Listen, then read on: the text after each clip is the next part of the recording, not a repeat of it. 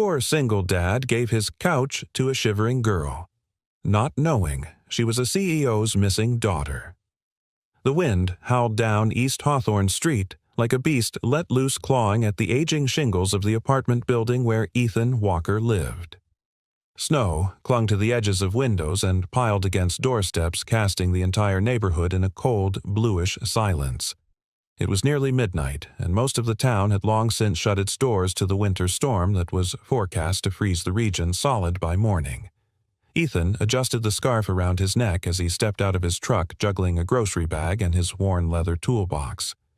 The headlights blinked off behind him. He gave the battered Chevy's hood a gentle pat, whispering, "Hang in there, old girl," before trudging through the snow-covered walkway toward the 3-story brick building. His legs ached from a 14-hour shift, fixing busted heaters and flooded sinks, and all he could think about was the leftover chicken noodle soup waiting inside and the excited face of Lily, his 9-year-old daughter who always waited up for him when he worked late. She was the one thing in his life that felt pure and whole. As he reached the top step, something caught his eye. A figure huddled against the railing, barely visible in the dark. He stopped. At first he thought it was a pile of blankets or trash until it moved. He stepped closer, heart knocking in his chest. A girl. Young. She was curled into herself, trembling violently, her knees hugged tightly to her chest. Her jeans were soaked hair matted with snow. No gloves, no hat. Her sneakers, white canvas soaked through, offered no warmth at all. "Hey," Ethan said gently, crouching beside her. "Are you okay?" She flinched at the sound of his voice, head jerking up. Her eyes were wide, frightened, rimmed red from the cold. She didn't say anything, just stared at him like a wounded animal cornered in the woods. Ethan scanned the street. No one. Just wind, snow, and the soft hum of street lamps. He tried again. "Do you need help?" "You shouldn't be out here like this. You'll freeze." Still nothing. Just that look, something between terror and exhaustion. Then she whispered, barely audible, "Don't call the police. Please." That stopped him. Ethan's instincts kicked in. She was running from something. "I'm not calling anyone," he said calmly, raising both hands. I have a warm place. Just up there. You can sit on the couch, get warm. That's all." "Okay." For a moment she didn't move. Then, slowly, she nodded. He opened the door and led her inside. Lily was already dozing on the couch with her book sliding off her lap. When she saw the girl behind her father, she blinked and sat up. "Daddy?" "It's okay, sweetheart," Ethan said gently. "We've got a guest tonight. Can you grab the other blanket from your room?" Lily, always the curious one, glanced at the girl, then nodded and ran down the hall. Ethan motioned toward the couch. "Sit. Here, take my coat." He slipped it off and draped it around her shaking shoulders. She sank into the cushions like she hadn't sat down in days. Her teeth chattered and her hands were raw red from the cold. "What's your name?" Ethan asked, kneeling in front of her. She looked down, then whispered Mira. "Okay, Mira. I'm Ethan. That's my daughter Lily." He offered a gentle smile. "You hungry?" Her eyes flickered, then hesitantly she nodded again. 15 minutes later, Mira sat curled up on the couch in Ethan's coat, holding a steaming mug of soup with both hands. Lily sat nearby, fascinated but quiet. Ethan observed Mira closely. She couldn't be more than 16.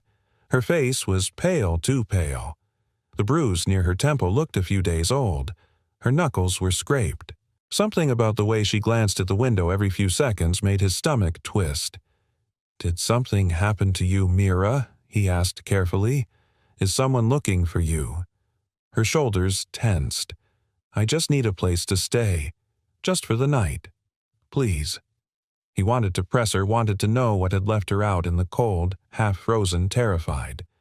But there was something in her voice that stopped him. A desperation he recognized. He'd heard it before, in his own voice. The year his wife died, the week he lost the house, the night he had to choose between rent and medicine for Lily's asthma. He nodded once. "You can stay. No questions tonight." Lily leaned over and whispered, She looks like someone I saw on TV. Ethan gave her a gentle hush, then turned back toward Mira. Her eyes were already closing the warmth, pulling her into sleep. She clutched the couch pillow like a lifeline, still wrapped in his coat lips, parted in exhausted breath. He turned off the lamp, letting the room fall into soft darkness. Later, as he lay on the floor in a blanket beside Lily's room, having given the girl the couch, Ethan stared at the ceiling. The wind had eased outside. Snow still fell, but gentler now. Something about the girl nagged at him. Her voice, her look, that name, Mira. He couldn't shake the feeling that this wasn't just a runaway, and that tomorrow would bring more than answers. It might bring consequences. Or it might bring something else entirely. He didn't know it yet, but the girl on his couch had once been at the center of national headlines, and by morning the world would start looking for her again. Morning arrived with the soft crunch of ice melting against glass and the quiet creaks of an old radiator groaning to life. The apartment smelled of weak coffee and toast, a ritual Ethan maintained no matter how empty the fridge felt or how tight the week had been. It was his way of saying, we still live. We still start the day. He stood by the small kitchen window watching the snow outside slowly turn to slush. It was going to be a long day of phone calls and emergency heater repairs. The storm had knocked out power across half the town. Behind him, the couch shifted with a rustle. Mira sat up slowly, blinking against the daylight pouring in through the curtains. Her hair was tousled, falling over her face in uneven strands. She looked around as if unsure where she was then remembered. And she froze. "It's okay," Ethan said gently, turning from the sink. "You're safe here." Mira didn't speak at first. Her eyes darted around the room like she was searching for escape routes. The coffee mug in Ethan's hand seemed to calm her. Something familiar. Ordinary. "Did you sleep okay?" he asked. She nodded slightly, still clutching the throw blanket around her thin shoulders. "You hungry again? I have eggs, not much else." "I'm fine," she whispered. Ethan studied her a moment. There was something haunted about her more than just fear. It was the stillness, the way she sat too carefully, like someone taught never to take up space. He knew that posture. Knew the way people flinched at kindness when they'd been denied it too long. Lily skipped out of her room already dressed in a mismatched outfit of pink leggings and a sparkly sweater. Her hair was a tangle of curls Ethan had forgotten to comb the night before, but her smile was radiant. "Hi, Mira," she chirped, plopping onto the arm of the couch beside her. Mira startled slightly but managed a small smile. "Hi." "You want to see my book?" Lily asked eagerly. "It's about animals that survive the snow. There's this one bird that can fly even in a blizzard." Ethan opened his mouth to step in, but Mira surprised him by nodding. "Sure." As Lily dashed off to grab her book, Ethan crouched beside the couch and lowered his voice. "She's a talker, and she doesn't forget kindness." Mira looked at him. Her eyes flickered gratitude, maybe, or exhaustion. "You don't have to tell me anything," Ethan said carefully. "But if someone's looking for you, if you're in trouble, I can help." Her jaw tightened. "I don't want help," she said, voice low. "I just need time. Just one more night. Then I'll go." "You can stay longer than that," Ethan offered. "We don't have much, but what we have, we share." Mira looked away, her hands knotted in the blanket.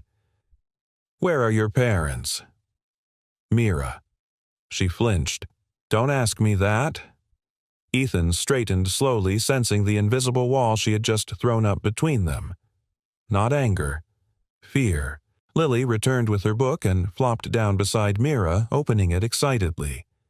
As the two sat together, flipping through pages and giggling at the snowshoe hare with comically large feet, Ethan watched something shift in Mira's posture. Her shoulders loosened. Her hand stopped trembling. It wasn't just warmth she needed, it was safety, trust, home. Later that day, Ethan stood in line at the hardware store picking up a replacement valve for a client's busted water heater. The store TV mounted in the corner played local news. A segment caught his eye, a woman with poised elegance sitting stiffly behind a podium surrounded by microphones. Vivian Cross, CEO of Crosstech, a name that had graced Forbes and financial columns for years. But this segment wasn't about stock prices.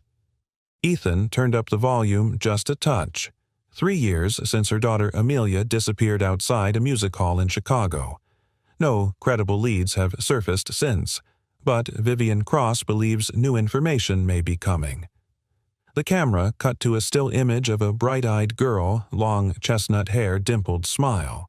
The name beneath Amelia Claire Cross, age 13 at disappearance, age 16 now.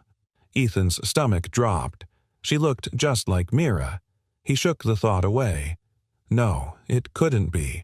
This was a small town. Runaways, yes. Troubled teens, maybe. But that girl. Still, as he drove home later with the part tucked beside him on the seat, the image wouldn't leave his mind. That evening, Ethan returned to the apartment to find Lily curled up beside Mira on the floor, drawing with crayons. Mira had tied her hair back with one of Lily's scrunchies. The two looked like sisters. "Hey, Ethan," greeted softly, setting his toolbox down. Mira stood quickly brushing invisible crumbs from her borrowed jeans. "I was going to make grilled cheese," she said, almost apologetically. "Hope that's okay. Lily said you had bread and butter." Ethan blinked, surprised. "It's more than okay." Something had changed in her. A softening. Not complete, but enough to let light in. As they sat down for dinner, just 3 paper plates, some sandwiches, and a flickering candle for backup light in case the power failed again, Ethan found himself watching Mira more closely. She laughed at Lily's jokes. She ate like she hadn't in days. And when she thought no one was looking, she took out something from her pocket, a small oval locket, and stared at it for a long moment before slipping it quietly away. He caught a glimpse of initials etched into the gold. AC. That night, after Lily had fallen asleep in her room and Mira curled again on the couch, Ethan stood by the window watching the snow melt under the dim glow of the street lamp. The name she gave Mira might not be her real one. But whatever her truth was, it was wrapped in fear and pain and silence. He didn't know what lay ahead. But one thing was certain. This girl didn't just need shelter. She needed someone to believe in her.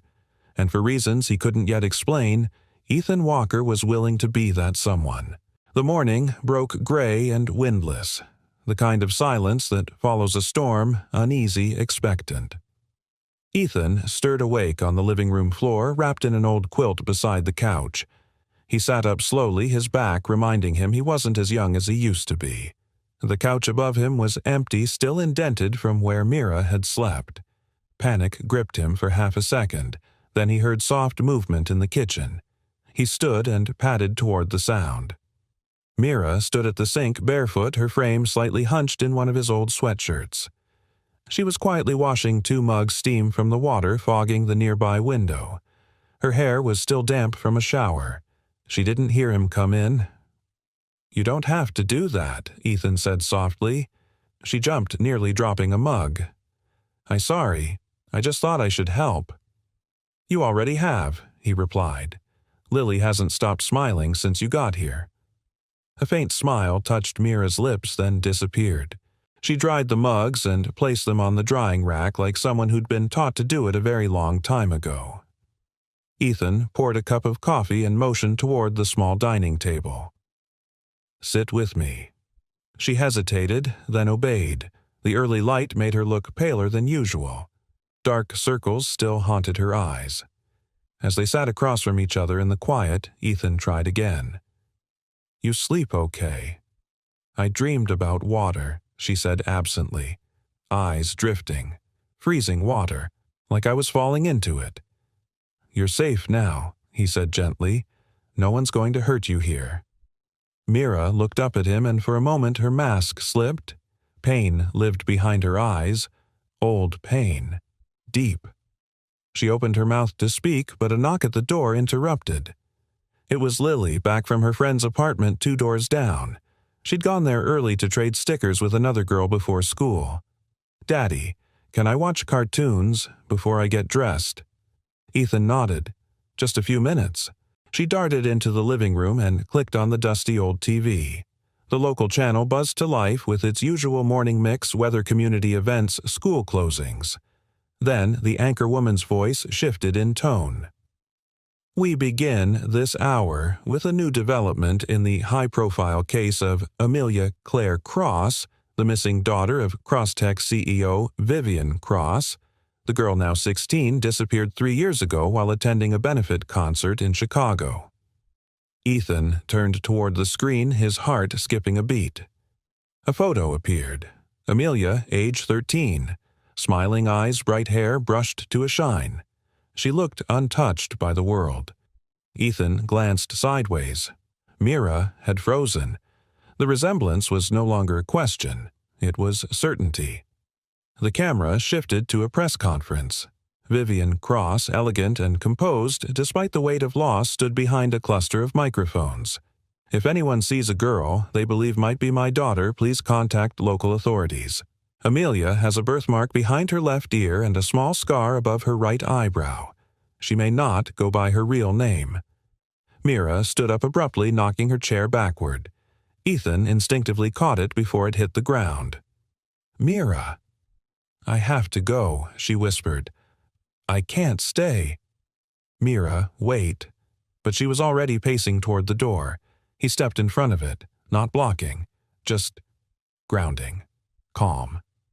I'm not going to turn you in, he said. I'm not asking you anything you're not ready to tell, but you don't have to run from us. You don't understand, she hissed, eyes glistening. If they find me, I go back to that life, to that cage. I wasn't kidnapped by strangers, Ethan. I ran. I ran because home was worse. The words stopped him cold. Behind them, the news anchor's voice carried on, talking about Vivian's foundation search parties and the millions spent on investigators. Mira was trembling. Ethan took a slow step forward. You're safe here. You're not invisible to me, Mira, but you're not a headline either. You're just a kid who deserves peace. Mira pressed her hands to her face. Her voice cracked. I don't even know who I am anymore. Not really. I don't know if Amelia is me, or just someone I used to pretend to be. Silence hung between them. Then Lily walked up holding her drawing. I made this for you, she said softly. She handed Mira a piece of paper, a crayon sketch of 3 stick figures, a man, a little girl, and a taller girl with long hair. They were holding hands, standing in front of a small house with smoke curling from the chimney. Mira stared at it, speechless. That's us, Lily explained. Me, Daddy, and you. I gave you a flower dress. Hope that's okay. Mira looked at her, and something in her expression cracked wide open. It wasn't memory. It was longing. That afternoon, Ethan took Mira and Lily to the library under the guise of needing internet access. As Lily wandered off toward the children's section, Mira sat beside Ethan at a computer terminal, fidgeting with the sleeves of her hoodie. You don't have to read it if you're not ready, he said, pulling up a cached article on Amelia Cross's disappearance. But she leaned in, eyes scanning the words. It was all there, news clippings, timelines, speculation. Vivian Cross's face was in nearly every article. Photos of lavish fundraisers, interviews about the company. One image stopped Mira cold, a family portrait taken the year before the disappearance. Vivian. Amelia. No father. That's the house I grew up in, Mira said suddenly. Ethan turned. You remember it? She nodded. I remember the windows. How I used to press my face to the glass and pretend I lived somewhere else. He let that sink in. You don't have to go back to what hurt you, he said quietly.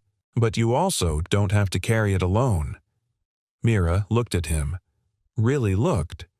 You believe me? I believe what you're brave enough to say. She closed her eyes, breathing shakily. I need to find out who I really am. But I don't want to do it without Lily. Or you. Ethan nodded. Then we'll figure it out. Together. Outside, the sky had begun to clear. The town, once buried in snow, was thawing. Slowly, carefully, just like the girl in his care. The sky had turned to a soft amber haze by the time they returned home, the last blush of sunset hanging low behind the bare trees. The storm had passed, leaving behind cracked sidewalks, damp porches, and a quiet that clung to the town like a secret. Ethan pulled into the driveway slowly, his thoughts spinning faster than the truck's tired engine. Mira hadn't said a word the whole ride back. She sat in the passenger seat, her fingers curled around the drawing Lily had made, now slightly creased at the corners. In the back, Lily hummed softly, oblivious to the weight in the air. When they entered the apartment, Mira moved to the couch wordlessly. She folded the drawing and tucked it into her backpack, almost like she was trying to hide it away, not from view, but from hope.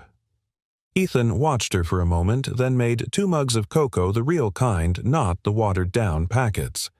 He handed one to her without speaking, and sat in the chair across from her. "You don't have to talk," he said, voice low. "But if you want to, I'll listen." Mira stared into the cocoa for a long moment. Then softly, "I ran away the night of the charity concert." Ethan didn't move. "I wasn't taken like the papers say." She continued, "I slipped out the back of the theater. No cameras caught it. The staff thought I was in the restroom. It was easy." "Why?" Ethan asked gently. She looked up at him then, and for the first time he saw the full truth in her eyes. "Because I couldn't breathe in that life. I wasn't a daughter, I was a display, a project. Everything I said was rehearsed. Every smile was for show. And if I stepped out of line even a little, it was ice.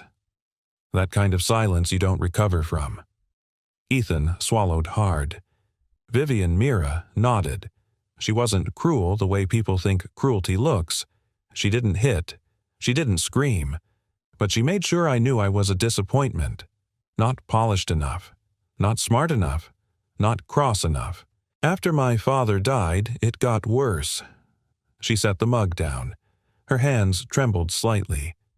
There were days I would sit in my room for hours just staring out the window, pretending I lived somewhere like this. Somewhere warm and loud and kind. And then, one day, I just walked away. Ethan leaned forward, elbows on his knees, and for 3 years foster homes, shelters, sleeping in libraries when I could. I used the name Mira because it was close to Amelia, but not enough to trigger attention. I dyed my hair once, cut it, grew it back, worked under the table cleaning jobs. She let out a shaky breath. I was doing okay in a way. I made it almost 2 years without anyone asking too many questions. But 3 weeks ago, I took a job cleaning at a motel outside Chicago. One of the guests recognized me from a photo. I panicked, ran again, got on a bus, ended up here. Ethan was silent for a long beat. Then, gently, "Why did you stop walking that night? Why this street?" Mira blinked. "There was a light in your window. Just one window. Warm, yellow light. Not the cold kind. And for a moment I thought, maybe I'd be safe if I made it to that door." He closed his eyes briefly. She added, almost in a whisper, "I didn't expect kindness. I just hoped someone might not slam the door in my face." "You deserved more than that," Ethan said quietly. "You deserved to be a child, not a brand." Mira swallowed the lump rising in her throat. She hadn't cried, not in front of anyone in years. But something about this man, this home, this humble space filled with second-hand furniture and hand-drawn pictures on the fridge, it dismantled her defenses. He saw her. Not the heiress, not the runaway. Just her. A knock at the door made them both jump. Ethan stood cautiously glancing through the peephole. It was Mrs. Donnelly, the elderly neighbor from 3B, clutching a basket. He opened the door with a forced smile. "Evening, Ruth. You're running low again, aren't you?" she said without preamble. "I saw you bringing in that skinny girl the other night. Thought I'd drop off some chili. Warms the bones." She peered past him and spotted Mira. "Well, there she is. Poor thing looks like a whisper." Mira tried to smile. "She's a friend of Lily's," Ethan said, a practiced line. Mrs. Donnelly raised an eyebrow but didn't pry. She handed over the basket and tapped his chest with a gloved finger. "You're a good man, Ethan Walker. Not many would open their doors these days." As she walked away, Ethan closed the door and turned to Mira. "You okay?" She nodded. Then something flickered in her eyes. Confusion. Surprise. "That's what it's like here," she asked. "People just bring chili and don't ask questions." He chuckled. "That's Mrs. Donnelly. She's the town's unofficial grandmother. Gossips like a news anchor, but her heart's made of caramel." Mira laughed softly. It was the first real sound of joy she'd made since arriving. They sat down again, sharing bowls of chili lily, bouncing between bites, telling a story about a squirrel outside school that had tried to steal someone's sandwich. Mira listened with a quiet smile. Later that night, after Lily had gone to bed, Mira stood by the window staring into the night. Ethan walked up beside her. "I don't know what's going to happen next," she said, her voice quiet but steady. "But I think I want to find out. Not alone." "You won't have to," he said. She looked at him. The porch light outside flickered as snow began to fall again, soft as breath. And for the first time in years, Amelia Cross didn't feel like she was running. She felt like maybe, just maybe, she was starting to arrive. Ethan's phone rang before dawn. The harsh buzz pierced the stillness of the apartment, jolting him upright on the living room floor. He blinked against the dim light filtering through the kitchen blinds, fumbling for the phone vibrating beside a half-folded blanket. "Ethan Walker," he mumbled, still groggy. "Mr. Walker, this is Deputy Briggs from the County Sheriff's Office. Sorry to call early, but we're reaching out to residents in your area. There was a possible sighting related to an open missing persons case. Your vehicle was logged by a roadside camera near Highway 32 3 nights ago. You happen to recall anything unusual?" Ethan's blood chilled. I drive that route often for jobs," he said carefully. "What's the case?" "Looking for a teenage girl. Possible match to Amelia Cross, the Crosstech heiress. She's been missing for 3 years. We've got new leads and it's all hands on deck." Ethan swallowed. "You think she's around here?" "Could be. If you spot anyone new in the area, or if anything feels off, let us know. Confidential tips are welcome." "I understand," Ethan said. "I'll keep an eye out." As he ended the call, his hand trembled. Behind him, Mira stood in the hallway, arms wrapped around herself, Lily's oversized sweatshirt drowning her small frame. She'd heard enough. "They're looking for me," she said, her voice barely audible. Ethan nodded. "You're not turning me in." "No," he said simply, "but we need to be smart." Mira crossed the room slowly, barefoot, her eyes wide with panic. "They have cameras, license plates. What if they trace you?" "They already did," Ethan replied. "They just don't know who you are. Not yet." She sat down at the kitchen table, knees bouncing. "What do I do, Ethan? I can't go back. You saw the news. They'll put me back in that house. I'll disappear again, just in a bigger mansion." He sat beside her, elbows on the table, voice steady.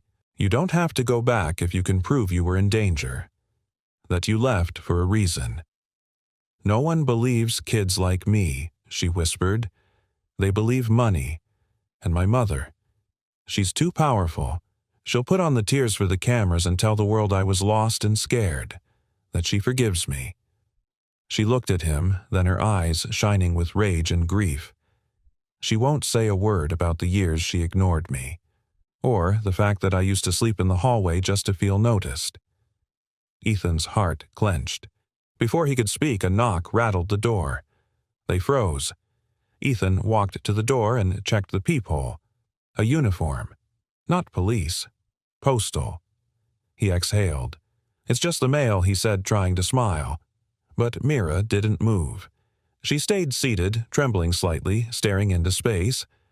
Ethan walked over and knelt beside her. "You're not alone anymore.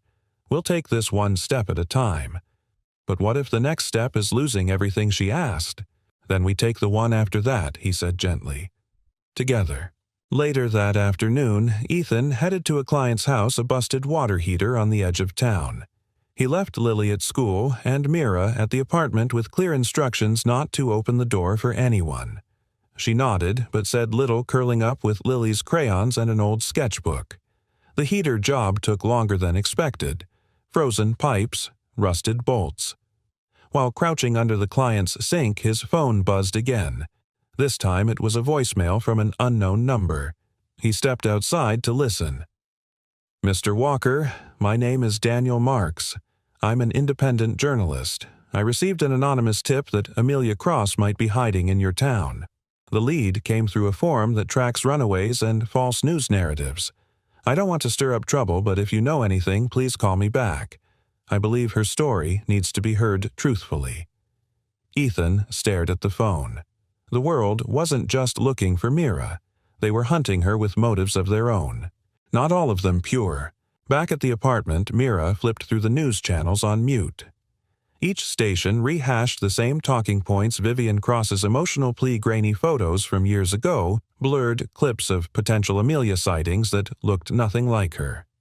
One clip showed a woman speaking to reporters outside a private school. She was always a quiet girl, sweet, never made waves. But I heard the pressure at home was a lot. Mira stared at the screen. Someone knew. Someone else had seen it. She flipped to another channel. This time, it wasn't just speculation. It was a newscast with a banner former Crosstech employee claims Amelia's disappearance was inevitable. A grainy interview followed, voice disguised, face blurred. She was more of a mascot than a daughter. No kid should live like that. Mira's hands clenched the edge of the couch. Outside the window, snow began to fall again. But for the first time, she didn't feel like hiding. When Ethan returned home, she met him at the door. "I need to tell my story," she said. He raised an eyebrow. "To who?" "To someone who will actually listen. Someone who won't twist it. That journalist who called you, maybe he's different." Ethan nodded slowly. "It's your choice. But once you go forward, there's no going back." "I know," she said, "but maybe that's okay." She looked over her shoulder at the drawing still pinned to the fridge, Lily's picture of the three of them. "I want to stop running. For me. For her." Ethan's voice was quiet. "Then let's find your voice again." That night, Mira sat at the kitchen table with a blank piece of paper. Ethan handed her a pen. "You don't have to write everything. Just start." She nodded and bent over the paper, and with a deep breath she wrote, "My name is Amelia Claire Cross. I wasn't kidnapped, I left, and this is why." The storm outside gathered again, but this time she wasn't afraid of it. The glass walls of the conference hall gleamed beneath the morning sun, overlooking the frosted skyline of Chicago. A row of sleek microphones lined the podium like silent sentinels. Cameras flashed. Reporters murmured behind cupped hands. Security stood at full alert near the exit's earpieces glinting under tailored coats. Vivian Cross entered the room to a wave of clicks and whispers. Impeccably dressed in a steel-gray blazer, her posture was flawless, chin slightly lifted, a portrait of composure. But behind the crisp professionalism was something harder to ignore. Grief, aged and tightly wrapped in control. Her eyes, lined with fatigue and unspoken desperation, betrayed a mother whose time was running out. She adjusted the microphone. "I'd like to thank you all for coming." She began, her voice smooth but deliberate, like every syllable had been carved from stone. 3 years ago, my daughter Amelia Claire Cross vanished, and for 3 years I have searched, hoped, and grieved every single day. A photo of Amelia at age 13 flickered on the screen behind her bright smile head, tilted slightly, a glittering piano in the background. She was last seen wearing a blue dress and black coat. She had a small scar above her right eyebrow and a birthmark behind her left ear. And though she may no longer resemble the girl in this photo, I am certain as any mother would be that she's still out there. Vivian paused, letting the silence hang just long enough. "I'm offering a renewed reward, $5 million for credible information leading to her return." Cameras flashed. Reporters scrambled for questions. But Vivian raised her hand calmly. No further statements today. She stepped away from the podium, ignoring the sudden swell of noise behind her. Outside the hall, a woman approached with a phone pressed to her ear. "Ma'am," she whispered, "we may have something."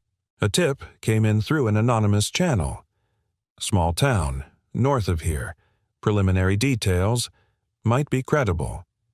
Vivian didn't respond immediately. Her eyes drifted to the skyline, to the falling snow catching on the glass. "Schedule the jet," she said.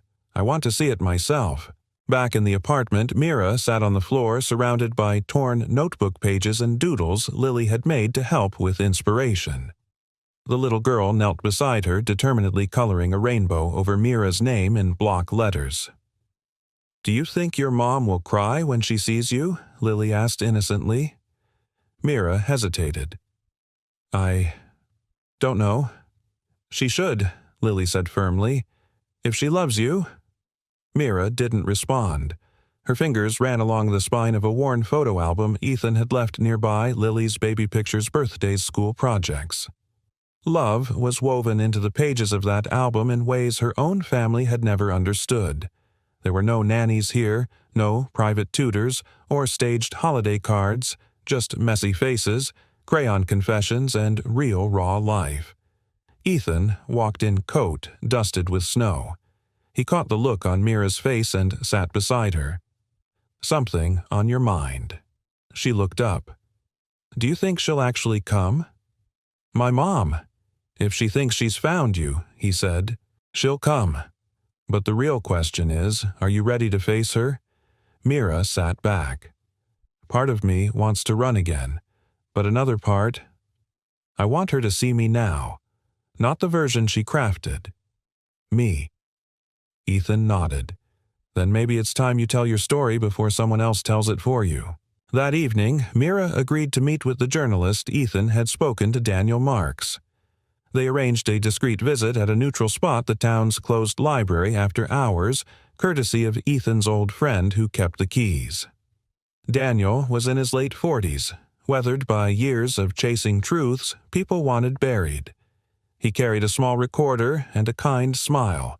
No camera crew, no press badge. "I'm not here to exploit you," he said as they sat across from one another. "I've seen too many stories twisted by headlines. I'd rather just listen." Mira held the recorder in her hands for a long moment, then pressed the red button. "My name is Amelia Claire Cross," she began, voice trembling but clear. "I disappeared 3 years ago. But not because someone took me. I ran away. I ran because the life I was living was slowly erasing who I was." She paused, her fingers tightening around the recorder. "My mother is powerful. She's brilliant. But behind closed doors, I was an accessory, not a daughter. My days were scheduled to the second. My choices didn't exist. And when I made mistakes or just wanted to be normal, it was met with silence. Not anger, just distance. That hurts worse." Daniel said nothing. He let the silence breathe. "I don't want money," Mira continued. "I don't want revenge. I want to be free to live a life that belongs to me. And I want the world to know that kindness saved me. A couch in a stranger's living room saved me more than any mansion ever did." She clicked off the recorder. Daniel sat back, visibly moved. "May I publish this exactly as you said it?" Mira looked to Ethan, who nodded gently. "Yes," she said. "But don't make it a scandal. Make it human." He smiled. "That's the only kind worth telling." That night, Mira couldn't sleep. She sat by the window in the dim light, watching the street below. Snow drifted past the lampposts. A car rolled by and parked across the street, sleek black, clearly not from town. She didn't have to guess. Ethan stepped beside her. "She's here, isn't she?" Mira nodded. "She's always 10 steps ahead. You don't have to face her tonight." Mira stood exhaling deeply. "No, but I'm not the same girl who ran away." As she walked toward the bedroom to rest before morning, Ethan called softly after her. "No matter how this ends, you've already won something back." She turned. What yourself? And in the hush of that winter night, as the world outside shifted beneath a thin veil of snow, Mira Amelia closed her eyes, knowing that for the first time she wouldn't be running when morning came. She would be seen. The air was still the next morning. Not silent, but tense like a breath being held. Ethan rose, early muscles stiff from the floor again, and wandered into the kitchen. The apartment was unusually quiet. Lily was still asleep, her door half closed. But the living room was empty. The couch, blanket folded, pillow untouched, and Mira gone. His heart stuttered. "Mira," he called already, striding toward the bathroom. Empty. Kitchen. Nothing. Her backpack gone. The front door locked, but not deadbolted as he always left it. A folded note sat on the kitchen table. His hands shook as he opened it. "I'm sorry, Ethan. You gave me more than I deserved. That's why I can't risk bringing trouble to your door. I need to face this alone. Thank you for everything." Ethan stared at the note for a long time. His mouth was dry. He reread it, willing it to change, but she was gone. He grabbed his jacket keys already in hand. The bus station was his first stop. No one matching Mira's description had boarded this morning. He checked the park next, then the library, then circled back to Main Street, his eyes scanning every face, every sidewalk. Each passing minute carved deeper into his chest. By the time he returned home, Lily was awake, sitting on the couch rubbing her eyes. "Where's Mira?" she asked, clutching her stuffed bear. Ethan didn't answer right away. She stared at him. "Daddy." "She left, sweetheart," he said quietly. "She thought it was the best way to keep us safe." Lily's face crumpled, but she said we were family. "I know," Ethan whispered, gathering her into his arms. "I know." That afternoon, he called Deputy Briggs. "I need to report something," he said. "Not a crime, a concern, a girl. Her name is, well, she goes by Mira. But I think she's the one everyone's looking for." The line went quiet. "You sure?" "I've been sure for a while. The deputy promised to send someone over." Ethan hung up and sat down, staring at the folded note again. But before the deputy arrived, the phone rang. This time, it was the hospital. "Mr. Walker, we found your number in a folded slip of paper inside a coat pocket. A girl, teenage hypothermic, was brought in by a good Samaritan who found her unconscious behind the old diner near the train station. She's stable now." Ethan's legs nearly gave out. "Is she awake?" he asked. "Just barely, but she kept saying one name, over and over." "What name?" "Lily." He reached the hospital in under 10 minutes, barely remembering the drive. The nurse guided him through the emergency wing and pulled back the curtain to reveal the narrow bed.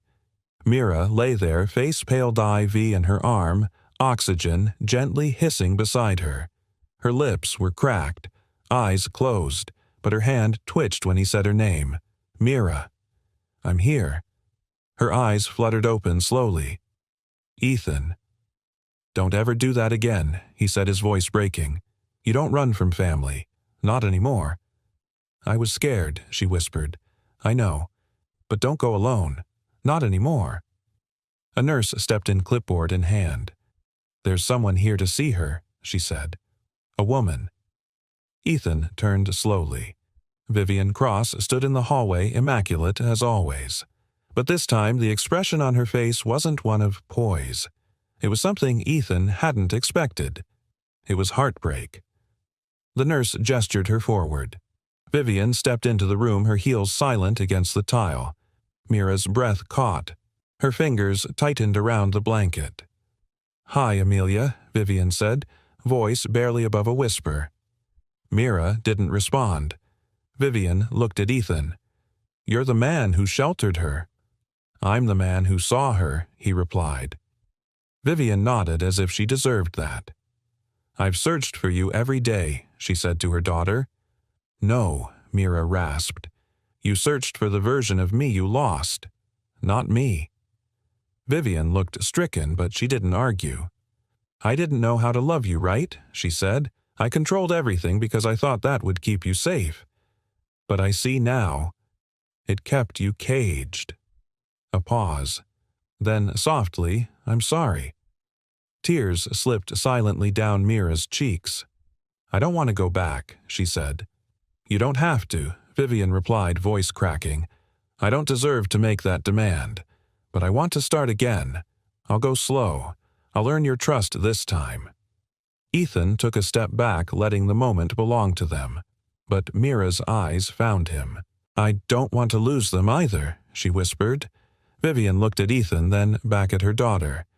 Then we don't lose anyone, she said. We build something new, if they'll let us.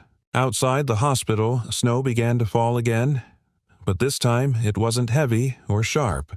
It was soft, like lace unraveling in the sky. And as Ethan stepped out into it, Mira beside him in a wheelchair, Vivian pushing gently Lily, running ahead with her arms spread wide, he realized something profound.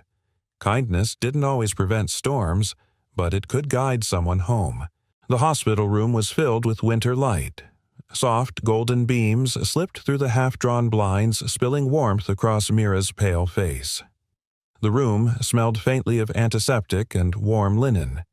Machines beeped steadily in the background, but the atmosphere was no longer tense.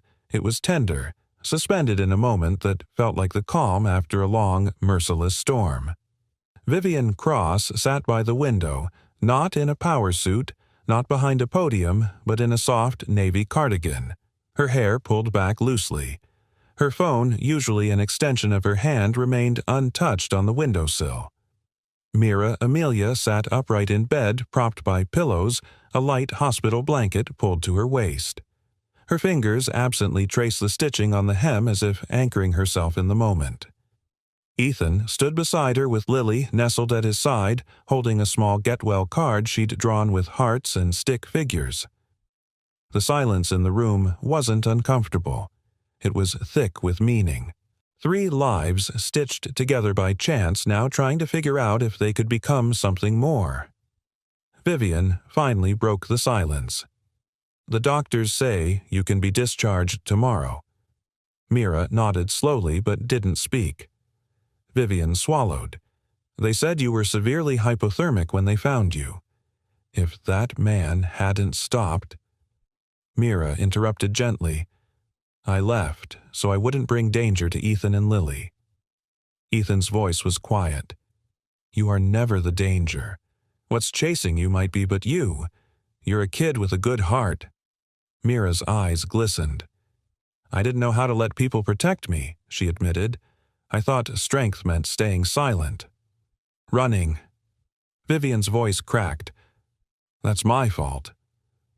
Amelia looked over at her mother, really looked and saw for the first time in a long while not the executive, not the figure behind the company or the media image, but a woman with wrinkles near her eyes and pain in her hands from gripping things too tightly.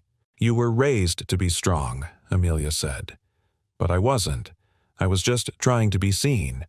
And when I wasn't, I disappeared. Vivian's breath hitched, and for a long second she said nothing. I didn't know how to be a mother, she finally whispered. I thought providing meant loving. I never realized that presence mattered more than any mansion or tutor. Amelia's shoulders trembled, and Ethan gently reached over and rested a hand over hers. Lily leaned forward, earnest and wide-eyed. Can we still be like a family, even if it's all messy? Everyone turned to her. Vivian blinked, visibly stunned by the child's raw honesty. Amelia let out a small broken laugh. I think messy might be exactly what we need. The discharge process was quiet but efficient. Vivian, now visibly softened, signed the forms without a flurry of assistance. When they reached the parking lot, her sleek black sedan sat idling nearby. Vivian walked ahead and opened the passenger door. But Amelia didn't move. She turned to Ethan. I want you to drive me home, to wherever home is now. Ethan hesitated. You sure? She nodded. I've spent enough time in silent cars with tinted windows. Vivian didn't argue. She handed Ethan the hospital bag with a surprising lack of protest and said, I'll follow. As they drove through the snow-dusted streets of the small town, Amelia rolled the window down halfway and let the wind kiss her face. She looked at Lily, humming beside her in the back seat, and smiled. "You know what's weird," she said softly. "I've never felt more like Amelia than I do right now. Not at a gala. Not in a press photo. Here." Ethan didn't say much. He didn't have to. When they arrived back at the apartment, Amelia stepped inside like someone returning to a place that had already etched itself into her memory. The couch, the peeling wallpaper, the faint scent of cinnamon from Lily's air freshener. It was humble, but it was real. Vivian stepped in behind her eyes, scanning the room slowly. She didn't say, "This is where you were." She didn't scoff at the tiny kitchen, the outdated heater, or the second-hand bookshelf. She looked at Ethan. "I understand why she stayed," she said simply. "Thank you for not treating her like a headline." Ethan gave a respectful nod. She never was. Later that evening, the four of them sat around the small kitchen table eating grilled cheese sandwiches and canned tomato soup. The conversation was awkward at first. Vivian wasn't used to small talk, and Lily didn't know when to stop. But somehow it worked. At one point, Lily asked, "Do you have a favorite color?" Amelia Vivian started to answer out of habit, but Amelia raised her hand with a smile. "I like yellow. Bright sunshine yellow." Vivian looked surprised. "You used to say blue. I used to say a lot of things to make you smile," Amelia said, not with anger, but truth. Vivian lowered her eyes. Lily beamed.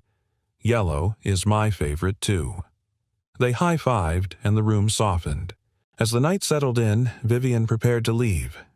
She stood in the doorway, hesitant.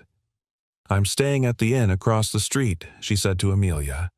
"I'll be here as long as you want me to be, and not a minute longer than you're ready." Amelia stepped forward unsure, then surprised herself by hugging her mother not tightly, not long, but with sincerity. Vivian's arms trembled as she returned it. As the door clicked shut behind her, Amelia turned to Ethan and Lily. I want to stay here. For now." Ethan smiled. "The couch is still yours." "I'd like to share Lily's room," she added, "if she doesn't mind." Lily jumped up. "I was hoping for a roommate." And as they disappeared into the back room giggling, Ethan stood alone in the living room for a moment, staring at the empty couch. 3 weeks ago, it had just been furniture. Now, it was part of a miracle. Winter hung on like a whispered secret, reluctant to leave. Outside, the sidewalks glistened with the remnants of slush, and icicles clung to gutters like glass teardrops. But inside Ethan's modest apartment, something had changed. Something invisible, but undeniable. There was warmth. Not just from the rickety heater that groaned through the night or the extra fleece blanket Vivian had mailed after her third visit, but from laughter, from the scent of pancakes on Saturday mornings, from the soft way Amelia said Lily's name now like it meant safety, like it meant home. Amelia had been living there for 3 weeks. She wasn't hiding anymore. She was healing. She slept on a cot beside Lily's bed, now their whispered conversations drifting through the walls at night. She helped make dinner, folded laundry, and even walked with Ethan to his repair jobs occasionally. There was a steadiness to her now. No longer the trembling girl who begged not to be found, but someone learning to be known. One morning, Ethan entered the living room to find her curled on the couch with a mug of tea, staring at the empty space where a framed photo used to hang. "You moved it," she said. He blinked. "What?" "The photo. The one of you and Lily at the lake." "Oh," Ethan said, rubbing the back of his neck. "Yeah." The frame cracked. "I'm fixing it." She looked at him over the mug. "You do that a lot." "Fix things." She nodded. He smiled. "Old habits." A pause. "I used to think I was broken," she said, her voice quiet. "But maybe I was just waiting to be seen." Ethan didn't respond right away. Instead, he walked to the hallway closet, rummaged through a small box, and pulled something out. It was a folded blanket, blue plaid, frayed at the corners. "This was the first blanket I gave you," he said. "That night, on the couch." She stared at it, unmoving. "I almost didn't stop," he admitted. "I was tired. Cold. I saw you and thought, don't get involved. But then I thought about what Lily would say if she found out. She would have never forgiven me. A smile tugged at her lips. She's braver than all of us. Ethan nodded. She is. Amelia ran her hand over the soft fabric eyes, welling. You gave me this before you knew my name, before you knew anything about me. I didn't need to know, Ethan said gently. You were cold. That was enough. She blinked fast, swallowed hard. It was the first time in years I felt like someone saw me without conditions. He cleared his throat. Funny thing is, I think you saw us too. You reminded me I still had kindness in me I'd forgotten how to use. They sat in silence for a while, the kind that didn't require filling. Then Amelia looked up. Do you believe in second chances? Ethan smiled. I believe in earned chances, and you've done more than earn yours. She nodded slowly, then said, There's something I want to do. For you. That afternoon, Ethan returned home from a repair job to find Vivian standing in the apartment parking lot in a wool coat and flat shoes, not her usual appearance. She held a small envelope in one hand and a hesitant look on her face. I'm not here to disrupt anything, she said as he approached. I was told to meet you here, by my daughter. Ethan raised an eyebrow. Together they climbed the stairs. When he opened the door, he stopped. Inside the apartment stood Amelia and Lily. The furniture had been rearranged. A clean sheet covered the couch. A handmade paper sign hung above it. The couch that started everything. Amelia stepped forward and handed Ethan a printed certificate inside a simple black frame. At the top it read, Donation, in honor of Ethan Walker, builder of safe spaces to the Harmony Center for Runaway Youth. Opening Spring, 2025. Ethan looked from the certificate to Amelia. I used the reward money, she said. Not all of it, but enough. The rest is going into a trust for the center. A place where kids like me don't have to freeze on porches. A place with couches and warm blankets and people who listen. Ethan stared at the paper, speechless. Vivian cleared her throat, stepping forward. She told me the idea last week, said it was the only way the money would mean something. It does, Ethan said, his voice rough. It means everything. He sat down on the couch, and stared at the space that had once been just a patch of worn fabric, but now held the weight of something sacred. Amelia sat beside him. This was never just a couch, she said. It was a door. You opened it, and my life changed. He looked at her. You changed it, he said. I just gave you a place to begin. Lily climbed onto his lap, holding his arm tightly. Can we go see the center when it opens? Amelia smiled. You'll cut the ribbon. Lily. Vivian looked around the room, her eyes softer than they'd ever been. I spent 3 years trying to rescue my daughter with press releases and private investigators, she said. But she was saved by a couch and a stranger who refused to walk away. Ethan shook his head. I wasn't a stranger for long. And in that room, with snow beginning to fall softly again outside a family that didn't match on paper, sat close enough to prove they didn't have to. Because sometimes the most powerful acts of love begin in silence, with a couch, a blanket, and a heart that says, stay. The town awoke beneath a fresh blanket of snow. It was the kind of snowfall that softened the edges of everything, storefronts, sidewalks, mailboxes, wrapping the world in a hush. From Ethan's apartment window, the street looked like a memory. Clean, quiet, holding its breath. Inside, the kitchen buzzed with warmth and motion. The toaster popped. Bacon sizzled. Lily twirled in fuzzy socks to Christmas music that played faintly on the radio, even though it was well past New Year's. And at the table, Ethan sat beside Amelia, who was practicing a short speech for the ribbon cutting of the Harmony Center. She spoke each word slowly, deliberately, her voice gaining confidence with every line. I want to thank everyone who believed I was worth saving, even when I didn't. She glanced up, cheeks pink. Too much. Ethan shook his head. No, It's perfect. It's honest. Amelia took a deep breath, then tucked a strand of hair behind her ear. I've never stood in front of people like that before, not without being someone they wanted me to be. Ethan smiled. Then, maybe it's time they meet the real you. Vivian arrived a few minutes later carrying boxes of fresh bagels and folders from the nonprofit team coordinating the center. Her visits had become more frequent, but less about checking in and more about showing up. She no longer looked like the woman who held press conferences. She wore jeans now. Sometimes even forgot her makeup. It suited her in a way she hadn't expected. Traffic's already building near the center, she said as she placed the boxes on the table. Press vans, local news, a few big names. Amelia winced. I don't want it to feel like a publicity stunt. Vivian nodded. It won't. Not with the way you've handled it. This is your story now. Amelia glanced at Ethan. Our story. Lily piped up from under the table. And mine, I get to wear my sparkly dress.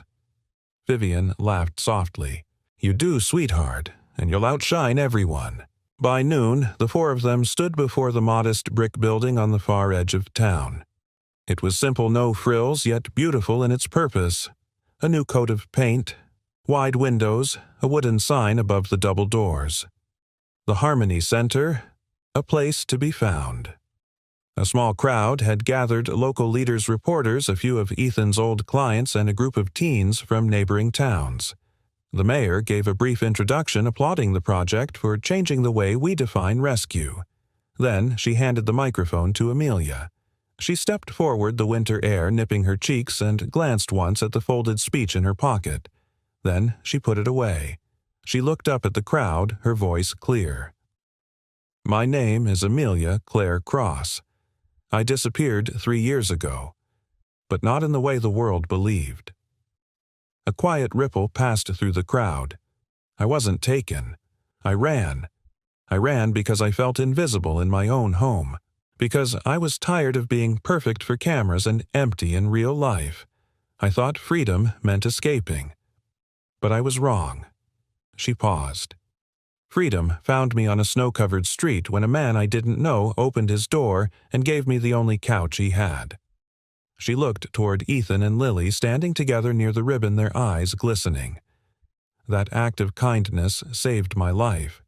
Not because it fixed everything, but because it reminded me I was worth something, that I could be known, and still loved. She gestured to the center behind her. This place is for kids like me. Kids who got lost because no one asked them how they were doing. Kids who don't need perfection, they just need presence. A beat of silence, then thunderous applause. Vivian, wiping tears behind her sunglasses, handed Amelia a pair of oversized ribbon-cutting scissors. Lily stood beside her, practically vibrating. Ready? Amelia asked. Lily grinned. Let's do it together. They sliced through the red ribbon and the crowd erupted again. Inside, the center volunteers welcomed guests into a space filled with warmth couches, shelves of books, colorful murals painted by local teens, a wall of handwritten quotes. One stood out in bright letters. Home is not a place, it's the people who open their doors. Ethan stood in the lobby taking it all in. He was approached by one of the board members, a woman in her 50s with salt and pepper hair and kind eyes. You must be Ethan Walker, she said, extending a hand. I guess word travels, he chuckled, shaking it. You're the man behind the couch, she said, the one who started all of this.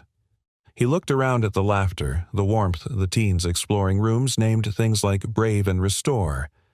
I just did what anyone decent would have done, he said. The woman smiled. Then we need more decent people like you.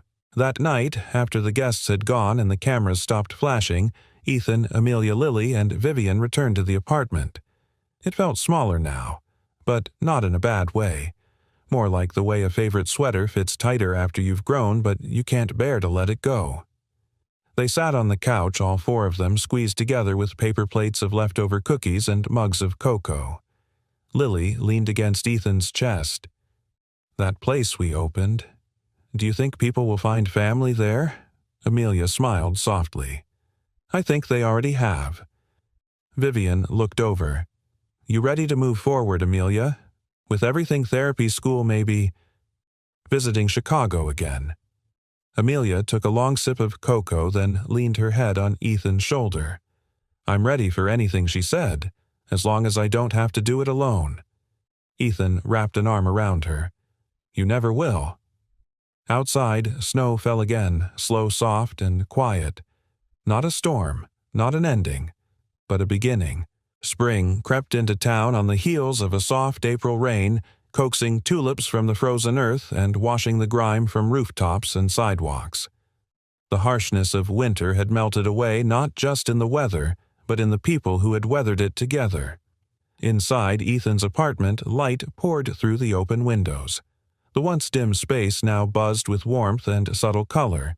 Lily's school artwork taped to the fridge-potted herbs on the windowsill, and a photo of 4 smiling faces framed on the shelf above the couch. The very same couch that had once been just a threadbare place to rest now sat like a monument, quiet and sacred in its simplicity. Amelia folded a pair of jeans in the corner bedroom she now shared with Lily. A suitcase lay open on the bed, not because she was leaving for good, but because today was a milestone. Everything fit? Ethan asked, leaning against the doorframe. Amelia smiled. Mostly. Vivian says they'll have everything else I need at the school. Ethan nodded, arms crossed. You nervous? She hesitated. A little. It's a new start, new people. But I'm not scared like before. He smiled. That's the difference between running and walking forward. Lily ran in, clutching a paper crown she'd made from yellow construction paper. Wait. You can't leave until you wear this? You're the princess of the couch. Amelia laughed. That's a very official title. You earned it, Lily declared. You're my hero. Amelia knelt down, letting Lily place the crown gently on her head. No, Lily. You were mine. There was a quiet knock on the door. Vivian stepped in, not as a guest this time, but as someone who now moved with ease in this once unfamiliar space. Her outfit was simple jeans, a pale blouse, no earrings. Her power came from presence now, not perfection. Car's packed, she said, her eyes lingering on Amelia. Whenever you're ready. Amelia adjusted the crown, then turned to Ethan. I'm only going for the semester. It's not goodbye. He nodded. Doors always open. More like never locked, she said, grinning. Vivian stepped forward, holding something behind her back. I had this made, she said, handing over a small wrapped box. Inside was a polished metal plaque engraved with "To Ethan Walker, who opened his door and changed the world." Below it, in smaller script, kindness is not grand. It's quiet, ordinary, and life-saving. Ethan stared at it for a long moment. Words didn't come easily. He simply nodded, overcome. Vivian added softly, The Harmony Center's dedicating its reading room to you. The kids will sit on couches, listen to stories, and remember that someone like you believed they were worth saving. Lily looked up wide-eyed. Are they going to have cocoa too? Vivian smiled. Unlimited. They walked down together to the car. The sky was a pale blue clouds drifting like promises. As they reached the sidewalk, neighbors waved. One even called out, We're proud of you, Amelia. Amelia waved back, stunned. They know, Ethan chuckled. They've always known. They just waited for you to know it too. She hugged Lily tightly, whispering something that made the little girl nod solemnly and promise pinky swear.